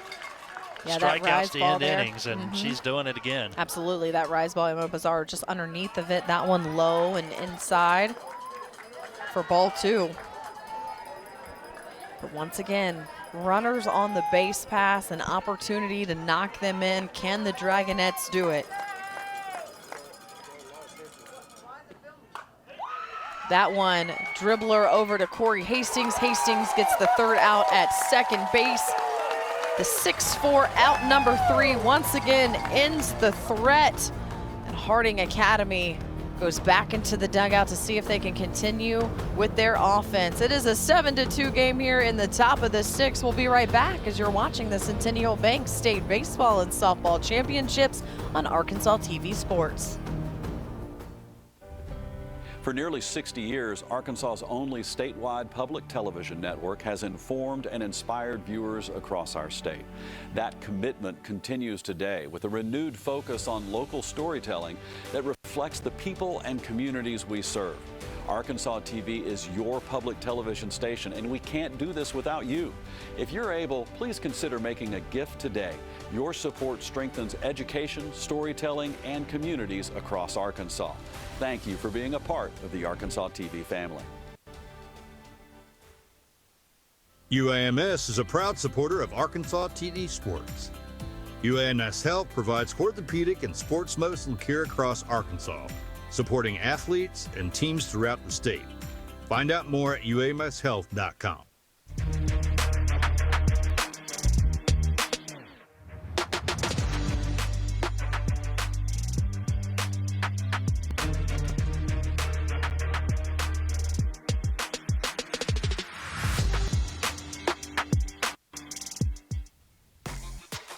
Going back to that Jaden Hornbeck foul ball that they called, the umpire saying it bounced off her foot here while she was still in the box. Thus why they called it a foul ball and moved everyone back. But as we mentioned, a tough break there because that could have been an opportunity to score with the throwing error by Harding Academy. Nonetheless, Jordan Hornbeck ends up striking out. Harding Academy gets out of the inning, and we are back here to see Emma Floyd, the number 9 batter, with a 7-2 lead for the Wildcats.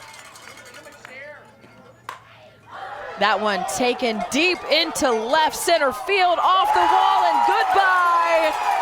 Home run, Emma Floyd. The number 9 batter coming up clutch.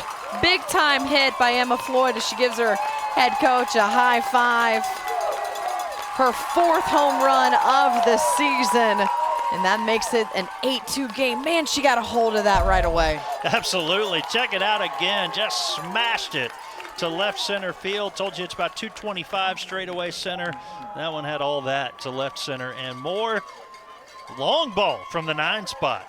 Hey, like I said, that is her 4th home run of the season, and I'm sure none sweeter than the one there in that state finals game. Gonna have a conversation with coach to just calm down his offense. Chloe Lloyd gonna stay in the circle, I believe, unless we're making a change. It looks like Hannah Floyd is gonna come in, move over from left field and take over inside the circle. We're gonna take a break and be right back after this pitching change. For nearly 60 years, Arkansas's only statewide public television network has informed and inspired viewers across our state. That commitment continues today with a renewed focus on local storytelling that reflects the people and communities we serve. Arkansas TV is your public television station, and we can't do this without you. If you're able, please consider making a gift today. Your support strengthens education, storytelling, and communities across Arkansas.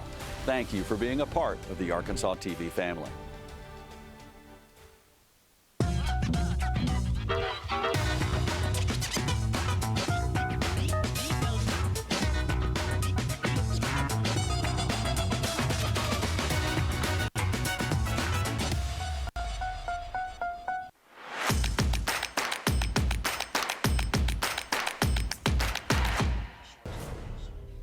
Welcome back. DeWitt making a pitching change, moving Harley Grammer from shortstop over into the circle.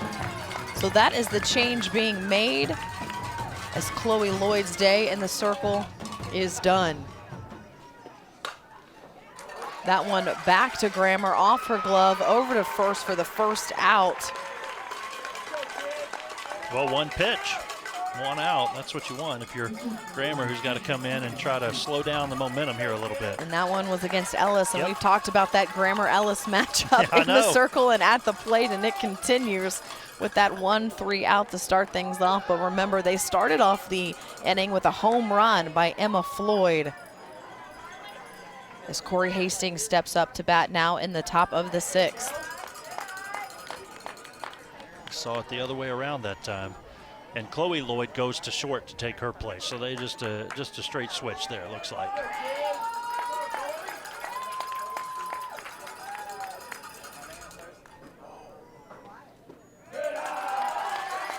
That one low for ball 1.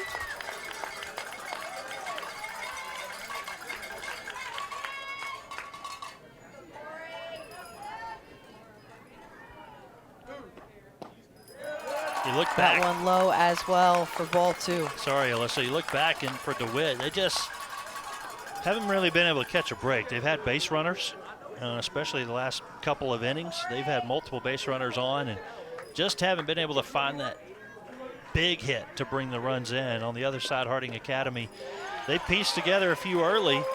You know, some of the took advantage of some defensive miscues as well, and now hitting the long ball late. And they're getting to a point where they're probably starting to think about putting last year in the rearview mirror as they've got a 6-run lead in the 6th inning. Yeah, to make a more of your point, DeWitt with 8 runners left on base compared to Harding's just 4. And when you look at the 2-out RBIs, Harding Academy has 5 and DeWitt has 1. And so there's the big difference there offensively as Corey Hastings sends this one into right center field. That gets another runner on for the Wildcats.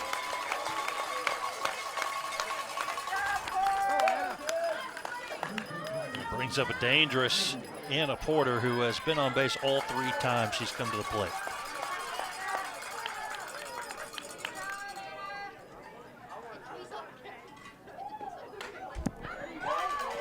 Would you take a walk, a double, and a single in the state championship game? I think you would.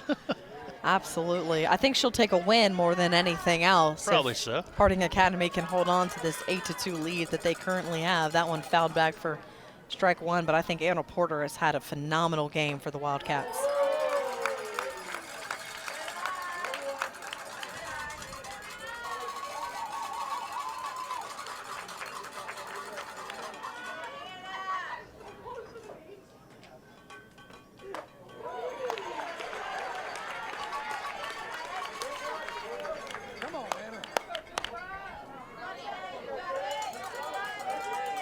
Still only 1 out in the inning, so Grammer's going to have to be out there a little bit longer. That one fouled back to keep this at-bat alive, absolutely. You got 2 softball games tomorrow too, don't you? I know we like to stick with this game. We do, but yeah. No, we've got the 4A game and the 6A game tomorrow, and you look at that 6A game that everyone has talked about, Bentonville and Harbor facing off in the state championship for the 3rd straight year. What a pitch there in there for strike 3 to strike out Anna Porter. Big time strikeout there for Grammer. I'll be back with you for that one as well. The 2 Northwest Arkansas teams coming down here to the Spa City. Yeah, well, of course, Bentonville looking for their 3rd straight. Kent Early, their head coach, looking for his 9th as the head coach at Bentonville. That one over off the glove of Gracie Lloyd. And so Hastings will head on over to second base. And head first, too, by the way. She did head on over to second. I don't think she had anybody telling her, hey, I don't think there's a throw coming. Yeah, just a little fun. Why not? Spice things up over there. That one mulling inside for ball one, or ball three, excuse me.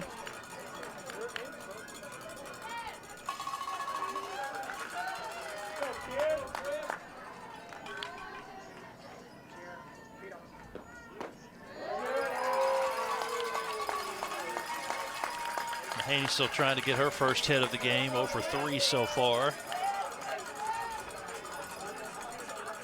Did reach in the first inning, though.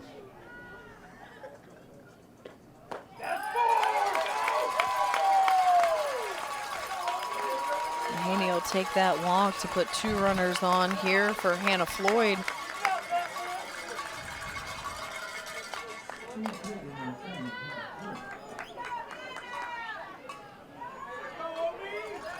Well, you know, if we go back to our keys to the game for Harding Academy was to get on base, I'd say they've done that.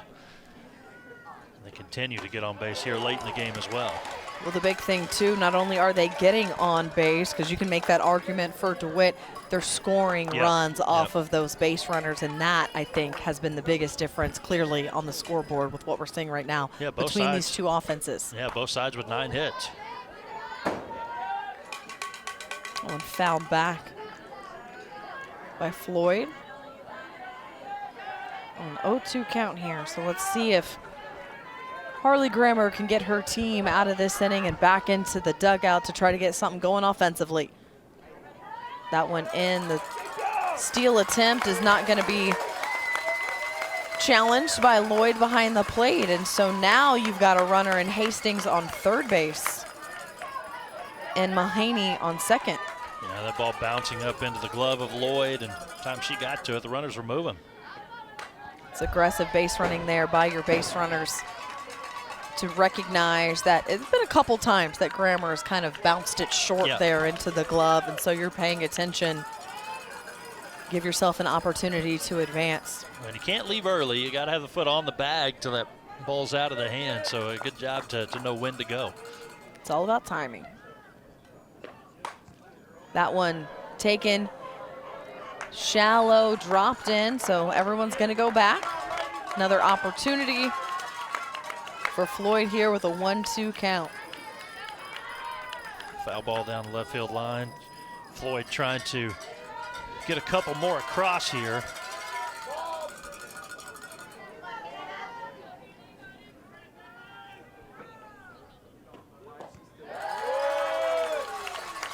That one low again for ball 2.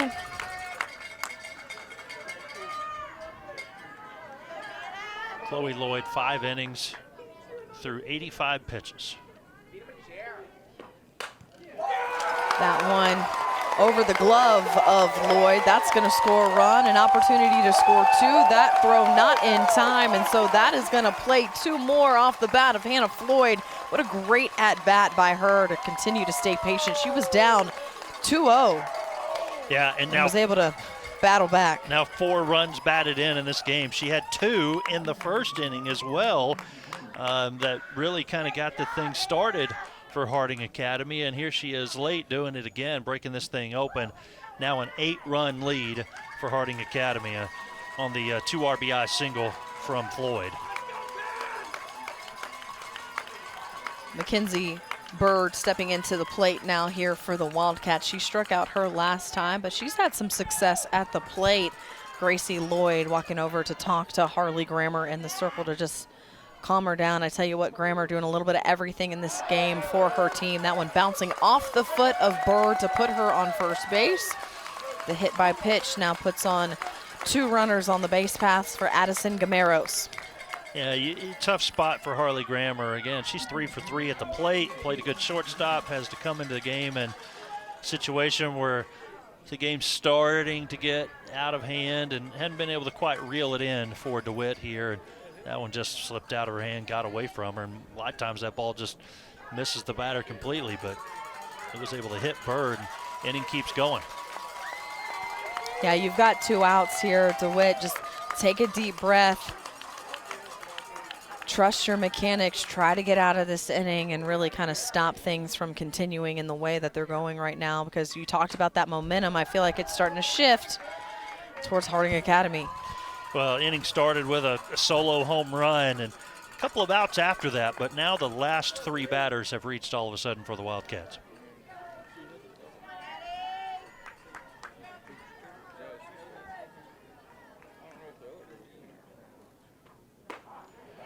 That one in there for a strike, an 0-2 count here on Gameros.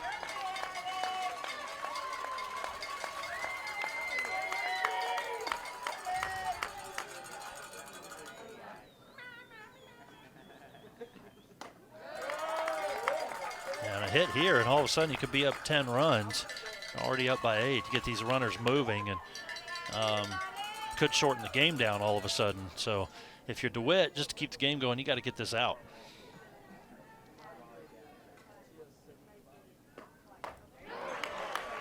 Big time swing and a miss. That's strikeout number 2 for Grammer, and that is out number 3. So that ends the inning and the threat, but DeWitt seeing if they can do anything with these bats, get some runs across the board as we head to the bottom of the 6th. You are watching the Centennial Bank State Baseball and Softball Championships on Arkansas TV Sports. Join the ranks of corporate sponsors and business partners at Arkansas TV. Your support will shine a light on your business with recognition on air and at major community events. Plus, our viewers love the businesses that underwrite their favorite programs. Showcase your company while making a meaningful impact on lifelong learning. Partner with Arkansas TV to build a brighter future for our state. Everett Buick GMC provides vehicles to Arkansans and supports local organizations. Community involvement has been part of our story for generations. Proud to support the Arkansas Activities Association and Arkansas TV Sports. More at everettbgmc.com.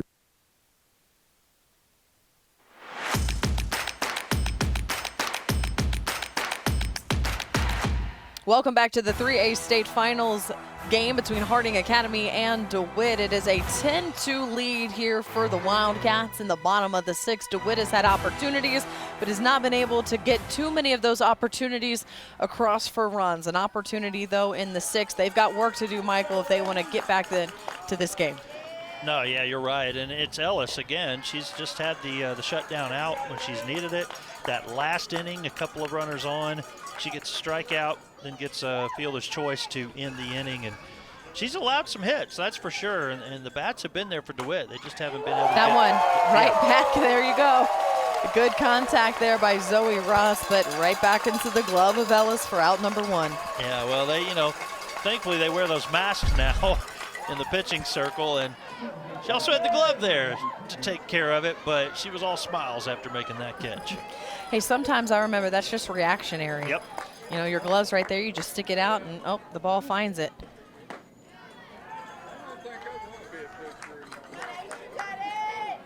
We didn't wear masks when I played.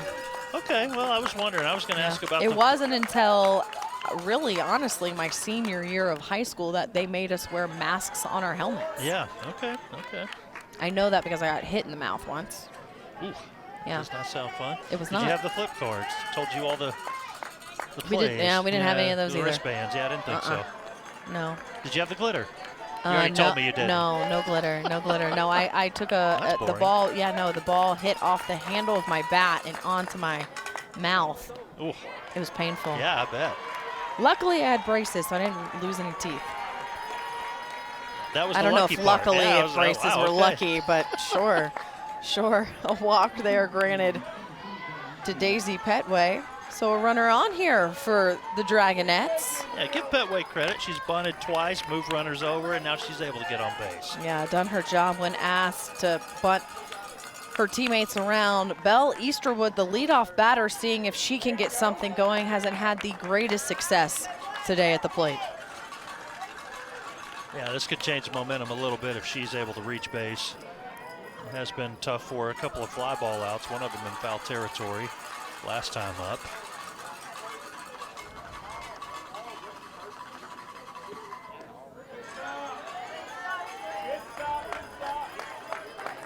Ellis now over 100 pitches, I was about to say 107. 107 now with her 5 Ks, just 2 walks. Just giving up 9 hits and 2 runs. You know, you can say all you want. Well, it's not the same motion as baseball. They can throw forever, but it's still exhausting. You're in a state championship game. Sure. And, you know, the off-season's right around the corner. She's probably going to go the distance here, I would think, no matter what that pitch counts at. No, absolutely. It's not necessarily about the wear and tear. That one poked through the infield. She is going to continue. Talk about aggressive base running here. Thrown out, though, at third base, trying to extend it, but Emma Floyd with that throw over to Destiny Edwards in time. And that gets the lead runner there in Petway out at third. Check it out. And just tags her right there on the face mask. Well, yeah, needed the face mask there. And that one out number 3, or excuse me, out number 2. You're down. You got to try something. You got to be aggressive at this point. Don't fault them at all trying to advance and get closer to putting more pressure on Ellis, but Harding Academy gets the better of them there, and that's a big out. Yeah, absolutely. I appreciate the aggressive base running because you could have runners on the corners now with 1 out and really see if you can get something going offensively. Taken for a ride by Chloe Lord there into foul territory, though, so everyone's going to have to turn around and go back. But that's what you have to do. It's the 6. You're down by 8. You have to be aggressive, so I have no problem with that whatsoever.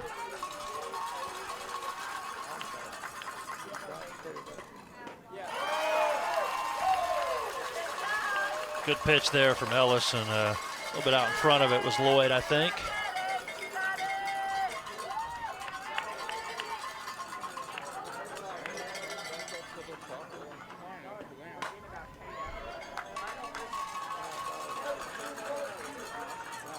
Both sides with 10 hits now. Again, the difference, though, Harding Academy manufactured the same amount of runs, 10 runs on 10 hits. Also only the 1 error, and there's been 3 errors from DeWitt. Most of those came early when Harding got the 4 spot in the first. Lloyd swing and a miss there despite being in the dirt. She can't take the base because the base was not open. It was occupied, and so that is out number 3. Once again, a 3rd out strikeout for Ellis as we now head to the top of the 7th. The Wildcats with a 10-2 lead. You are watching the Centennial Bank State Baseball and Softball Championships on Arkansas TV Sports. This is a bit of an odd one. The offender had to smuggle in an antique execution device for a start. Brian had an eye for a good deal. You mean, did he like ripping off unsuspecting mortals? Sure. Brian had a disagreement with the camera guy over this fella, There are no other signs of physical damage. which suggests that the victim assumed the position willingly. Sunday evening at 5:30 on Arkansas TV. For over 70 years, Farm Bureau Insurance has offered coverage for automobiles, homes, farms, and lives across Arkansas. Proud to support the Arkansas Activities Association. More at afbic.com.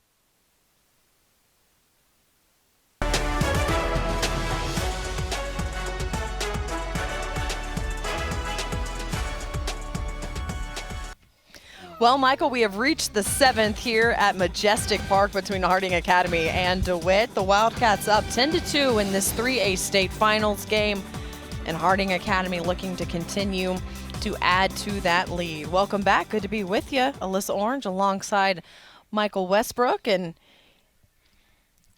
here we are.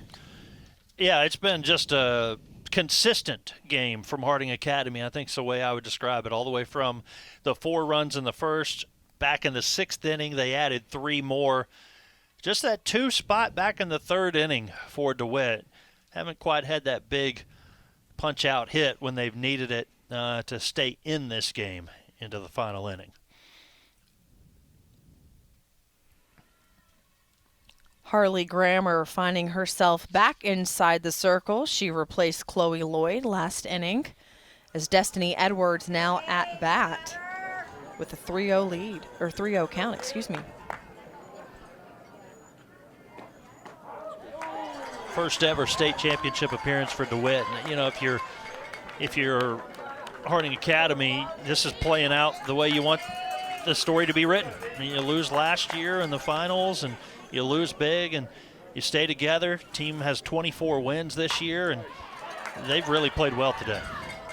Over there to Zoe Ross at third, collects it over to Jayden Hornbeck for the outs, and that is out number 1. And DeWitt, you know, it changes from year to year. Players leave, coaches leave, whatever, but this is a step forward for them, and the game's not over yet, but it is a step forward for them. They've made the semifinals each of the last 3 years, and now they break through to a championship game, so they got to be proud of where they're at right now, too.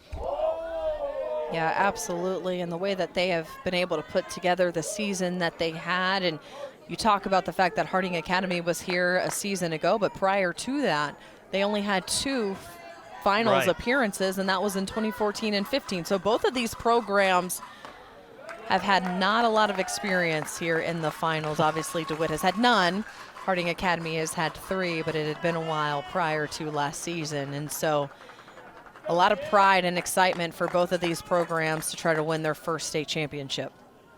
Yeah, exactly right. I mean, yeah, you talk about it, 2015, the last time before last year, and when you're the life of a high schooler, 16, 17, 18 years old, a decade is an eternity, so they don't know that history. They're probably not too familiar with even a decade ago.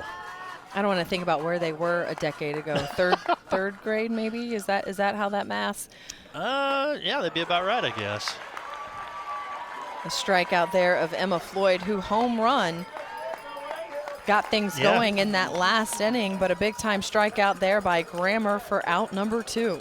Yeah, she had a single back in the 4th inning before that, and the 9-hole hitter just really having a great game today.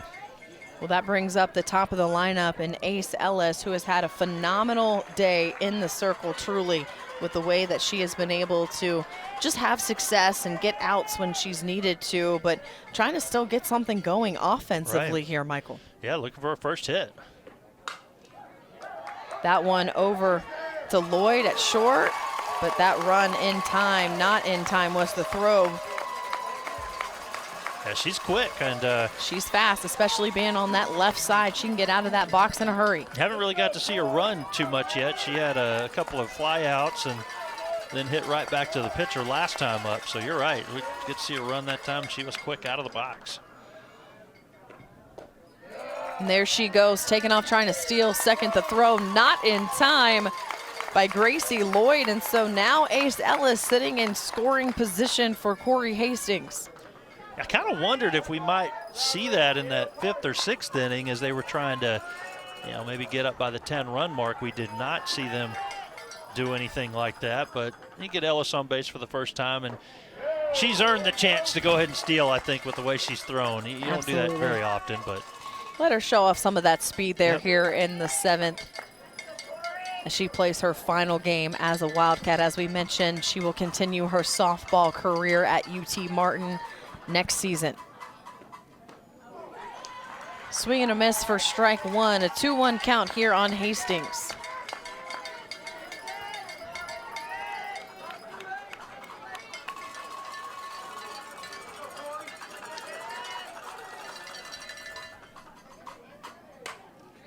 That one hit over off the glove of Ross, trying to collect it, cannot. And so everyone is safe. Ace Ellis over at third, and Corey Hastings now at first with runners on the corners for Anna Porter. And I think if there's been anyone who's had quite a day at the plate, you can argue that Anna Porter has been the best bat in this lineup.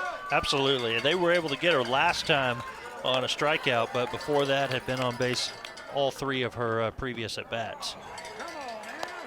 The runner's going to go from first to second there and put them both in scoring position now.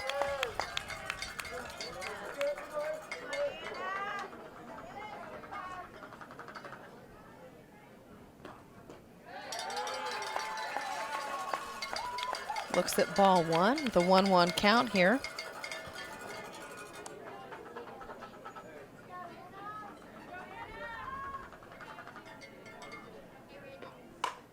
That one back up the middle, gonna drop in center field. That's gonna score a run, maybe 2. The throw cut off by Grammer, and that is a 2-run single by Porter, and she continues to step up at the plate.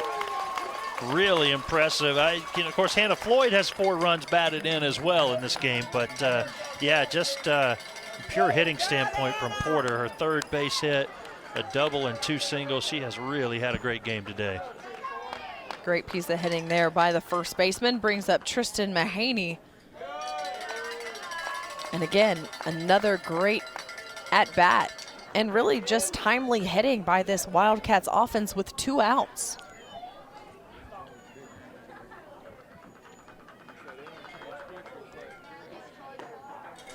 Looks at that one for strike 1 and a 1-1 count on Mahaney.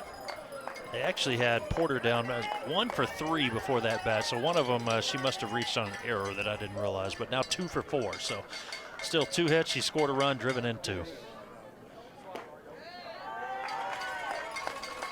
That one low for ball 2 there.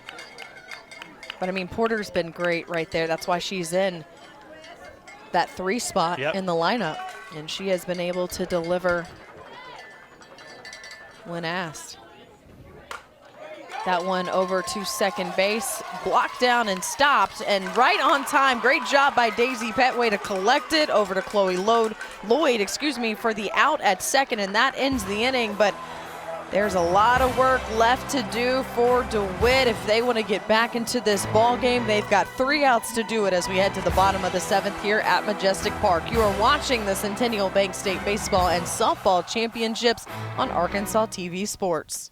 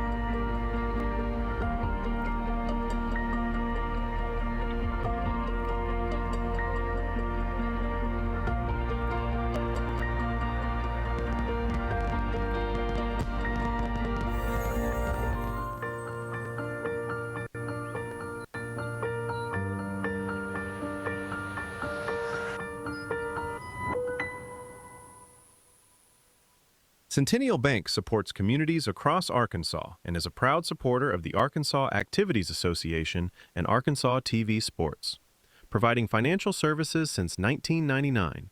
Member FDIC. More at my100bank.com.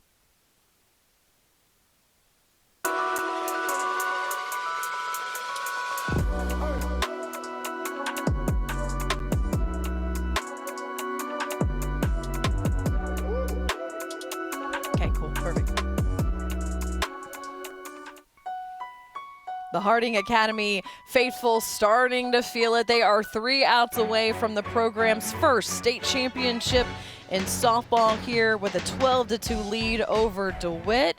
Ace Ellis back in the circle as she now faces Chloe Lloyd. Really good numbers from Ellis, 6 innings, 2 earned runs, has walked 2, struck out 6, 116 pitches, 71 of those for strikes.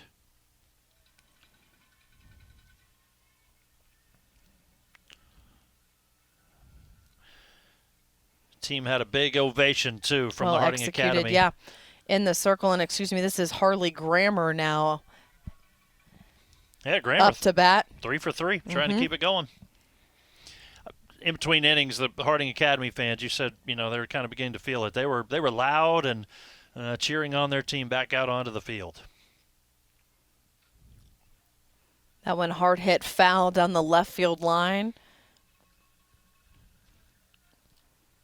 Grammer continuing to battle, and we can't say enough about what she's been able to do, and we talked about it at shortstop for her team, at the plate, and, of course, having to move in the circle the last few innings.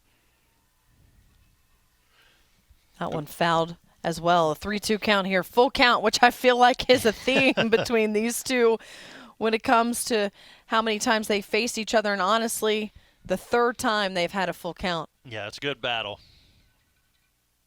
That one down in the dirt for the walk. So Harley Grammer getting the rally going for her team. She now finds herself on first base. On base all 4 plate appearances, 3 singles and a walk. Really impressive what she's done out of the 3 spot in the lineup for her team. And again, Ellis, not really shying away from her either, trying to pitch to her for the most part. That one in there for ball 1.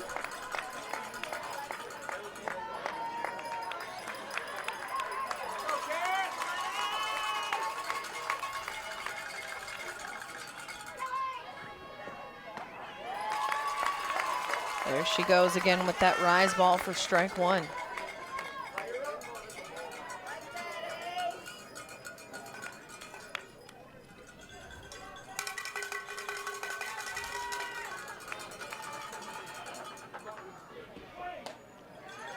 Give DeWitt credit. They're not just going up there swinging away and trying to end the game with fly ball outs. They're patient.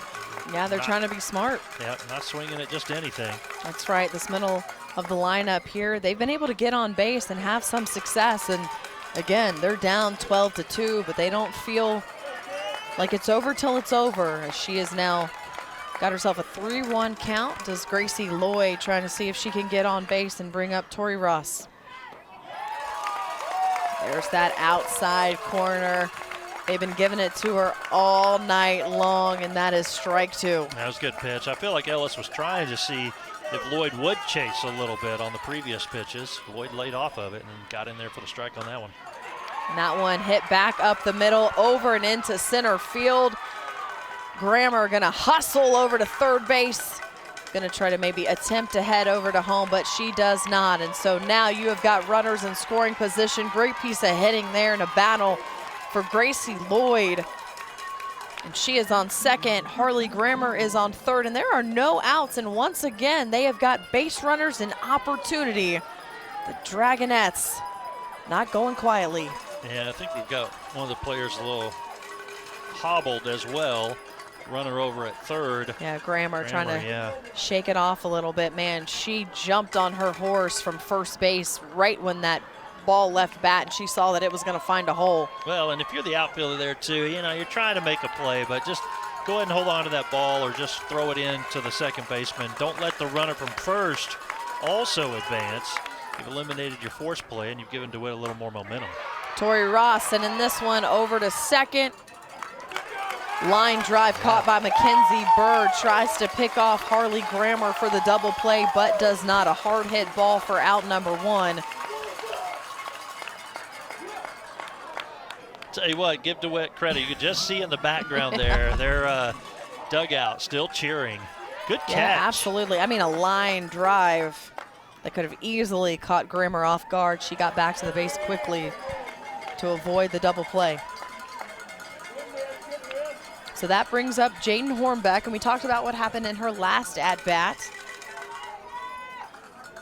Trying to see if she can get something going here. Turns on this one inside, foul down the left field line.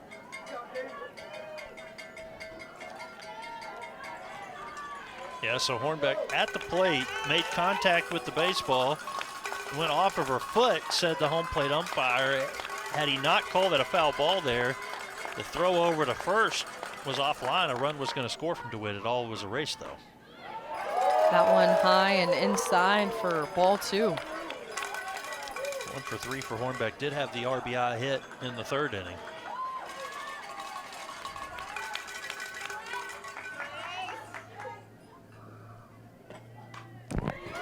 That one fouled back. So a 2-2 count here as Hornbeck continues to battle. Ellis and her pitch count up to 129. Again, 6 Ks on the day, 3 walks, giving up 11 hits and 2 runs. That one a swing and a miss for strikeout number 7 and out number 2. And Harding Academy 1 out away from a state championship. Impressive. Ellis coming through with the big strikeout again. When they need the out, she's getting it. Yeah, the crowd is loud. They got their noisemakers going. That one dribbled over to Destiny Edwards. Edwards over to Anna Porter, but not in time. And that is going to score Grammer from third. So they add a run. Gracie Lloyd advances to third.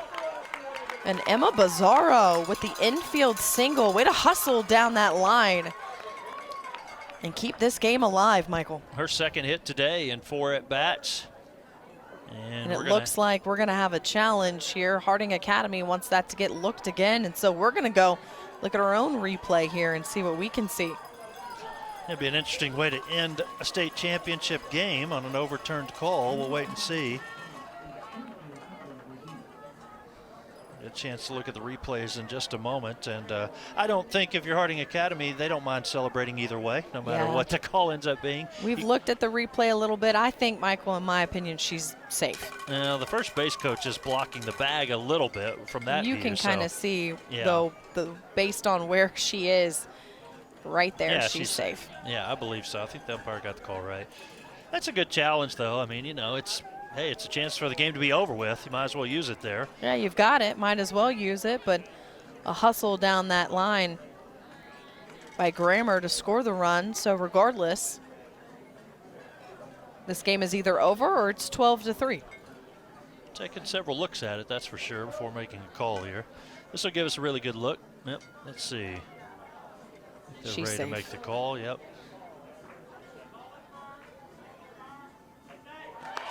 Okay. So the call is confirmed as safe. So we play on here.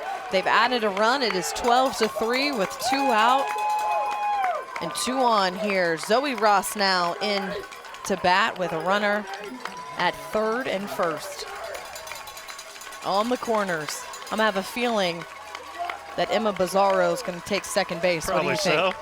Probably so. Not yet, anyways. Interesting. I'd have gone. Yeah. Maybe that's just me.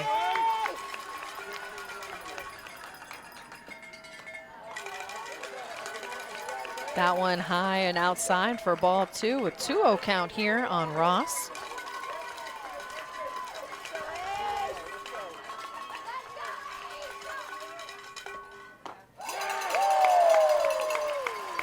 That one swing and a miss for strike 1. 2 on, 2 outs, bottom of the 7th, up by 9. That one driven into right field. Everyone is safe. That is going to extend it now to 12-4. And like we said, the Dragonettes not going quietly. No, they're not. Great piece of hitting there by Ross. Yeah, second inning where they've scored multiple runs and coming at a time late in the game where Harding Academy still has a big lead. No real worry yet from Ace Ellis. She's ready to go again. Well, Daisy Petway here at the plate. She is bunted in the fielder's choice twice. She got on here in the 6th, but you also have to think about the fact that this is pitch 136 for Ellis, and regardless, a little bit of that velocity slowing down. That's a wear and tear on your body overall, but that and these batters are now seeing you for the 4th time. Yeah, like I said, it can be exhausting, that's for sure, but now she's down to needing just one more strike. One more strike here on the number 9 batter in this DeWitt lineup. 2 on, 2 out, an 0-2 count. Trying to get that outside corner for a strike. She's gotten it most of the day, but that one a little bit too high. And outside, ball 1. Pitch 140. It's incredible. Petway continuing to battle, fouls that one back. But you can feel it. You can start to see some of these Harding Academy fans on their feet. They can feel it as well. DeWitt not giving up hope. That one taken deep, high, caught. That is it. Addison Gamero is going to end this game, and they are going to celebrate right there in the middle of the field. Harding Academy is your 3A state champions with a 12-4 win over DeWitt.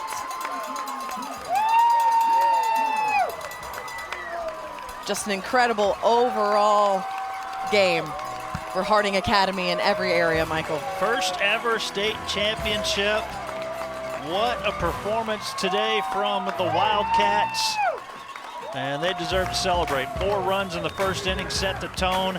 Ended up with 5 runs over the last 2 innings to really cement their spot as state champions. We're going to let them celebrate, and we're going to come back with the trophy ceremony right after this. You are watching the Centennial Bank State Baseball and Softball Championships on Arkansas TV Sports. Hello, I'm Carlton Wing, Executive Director and CEO of Arkansas TV. For nearly 60 years, Arkansas's only statewide public television network has informed and inspired viewers like you through stories that educate and strengthen our communities. That legacy continues, and today our focus is clear. More local stories, more local impact, more Arkansas than ever. At Arkansas TV, we are deepening our commitment to local programming, sharing a brighter light on the people, places, culture, and history that make this state extraordinary. From food to the outdoors, from public affairs to Arkansas history, we're telling the stories you won't see anywhere else.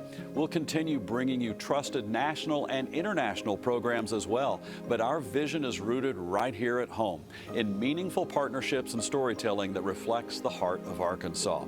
We do everything we do for you, but we can't do it without you. If you already support Arkansas TV, thank you. If you have the ability, I hope you'll consider making a gift today. Your contribution is an investment in education, in local storytelling, and in the strength of communities across our state. Thank you to viewers like you. Want to see more Arkansas stories? Subscribe to Arkansas TV on YouTube for original productions, extras from your favorite local programs, and our exclusive coverage of high school sports. All available on demand. Scan the QR code to subscribe now.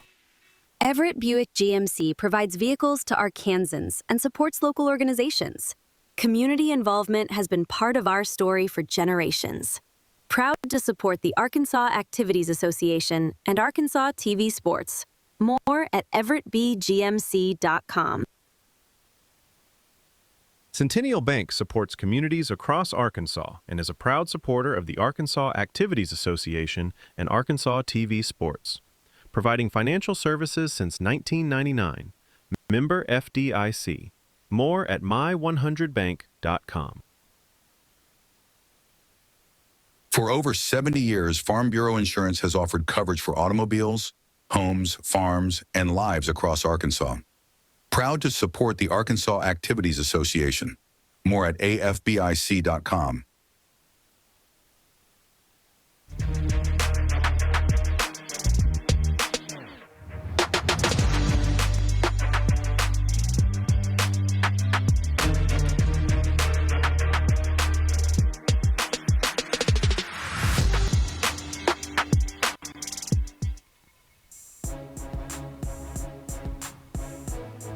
Well, the celebration and the trophy ceremony continuing here at Majestic Park as Harding Academy collecting the program's first state championship in softball. Ace Ellis, Ava Ellis, is going to be your MVP, and what she did in the circle, you got to tip your cap to. 144 total pitches, 7 strikeouts, 3 walks, giving up 13 hits in 7 innings work, and she also 1 for 4 at the plate. An overall great showing by her and the rest of her teammates in this lineup for that state championship as we look at how everything unfolded. And it really started, Michael, in the first, as they were able to plate 4 runs in the first to set the tone offensively and really have DeWitt on their heels the whole entire game. No, that's exactly right. Able to get the big hits early. Again, top 7 in the lineup, hitting 400 or better, and they came through today early. They came through late. They scattered some single runs in the middle of that as well. 12 runs on 12 hits. We said the word consistent. I'd say that describes exactly that with 12 and 12. Absolutely. You had Hannah Floyd, who was 2 for 4 with 4 RBI, Anna Porter 2 for 4 with 2 RBI. Emma Floyd with that home run as the 9-hitter. They got it done in every facet of this game. And there you can see Ace Ellis awarded her MVP trophy, and she earned it. Big time. Congratulations once again to Harding Academy on their state championship. And so let's celebrate their victory. You can get official championship gear now available by visiting www.arkansashighschoolsports.com. And there you can find apparel and memorabilia to celebrate Harding Academy's first state championship in softball. Why not, right? Yeah, I mean, on the first piece of history right there, Absolutely. right? Because it'll be vintage down the road, but you'll have the very first one. We will, and we've got a lot more softball and baseball left. It'll start tomorrow with the 4A softball finals between Warren and Monticello. That game tomorrow right here from Majestic Park at 10 a.m. We also have the 6A softball finals like we talked about. We'll be here for that game between Bentonville and Harbor, a 3-time rematch for the 6A state finals. But man, let's let Harding Academy soak in this 3A state championship game because they are the champions and they get to bring that trophy back to Searcy. Big time congratulations to the Wildcats. It has been a fun one here from Majestic Park as we wrap things up. For my partner, Michael Westbrook, and all of our crew back in the truck, I'm Melissa Orange. Thank you so much for joining us here. You are watching the Centennial Bank State Baseball and Softball Championships on Arkansas TV Sports, and they are so much more tomorrow and Saturday. So stay with us here at Majestic Park.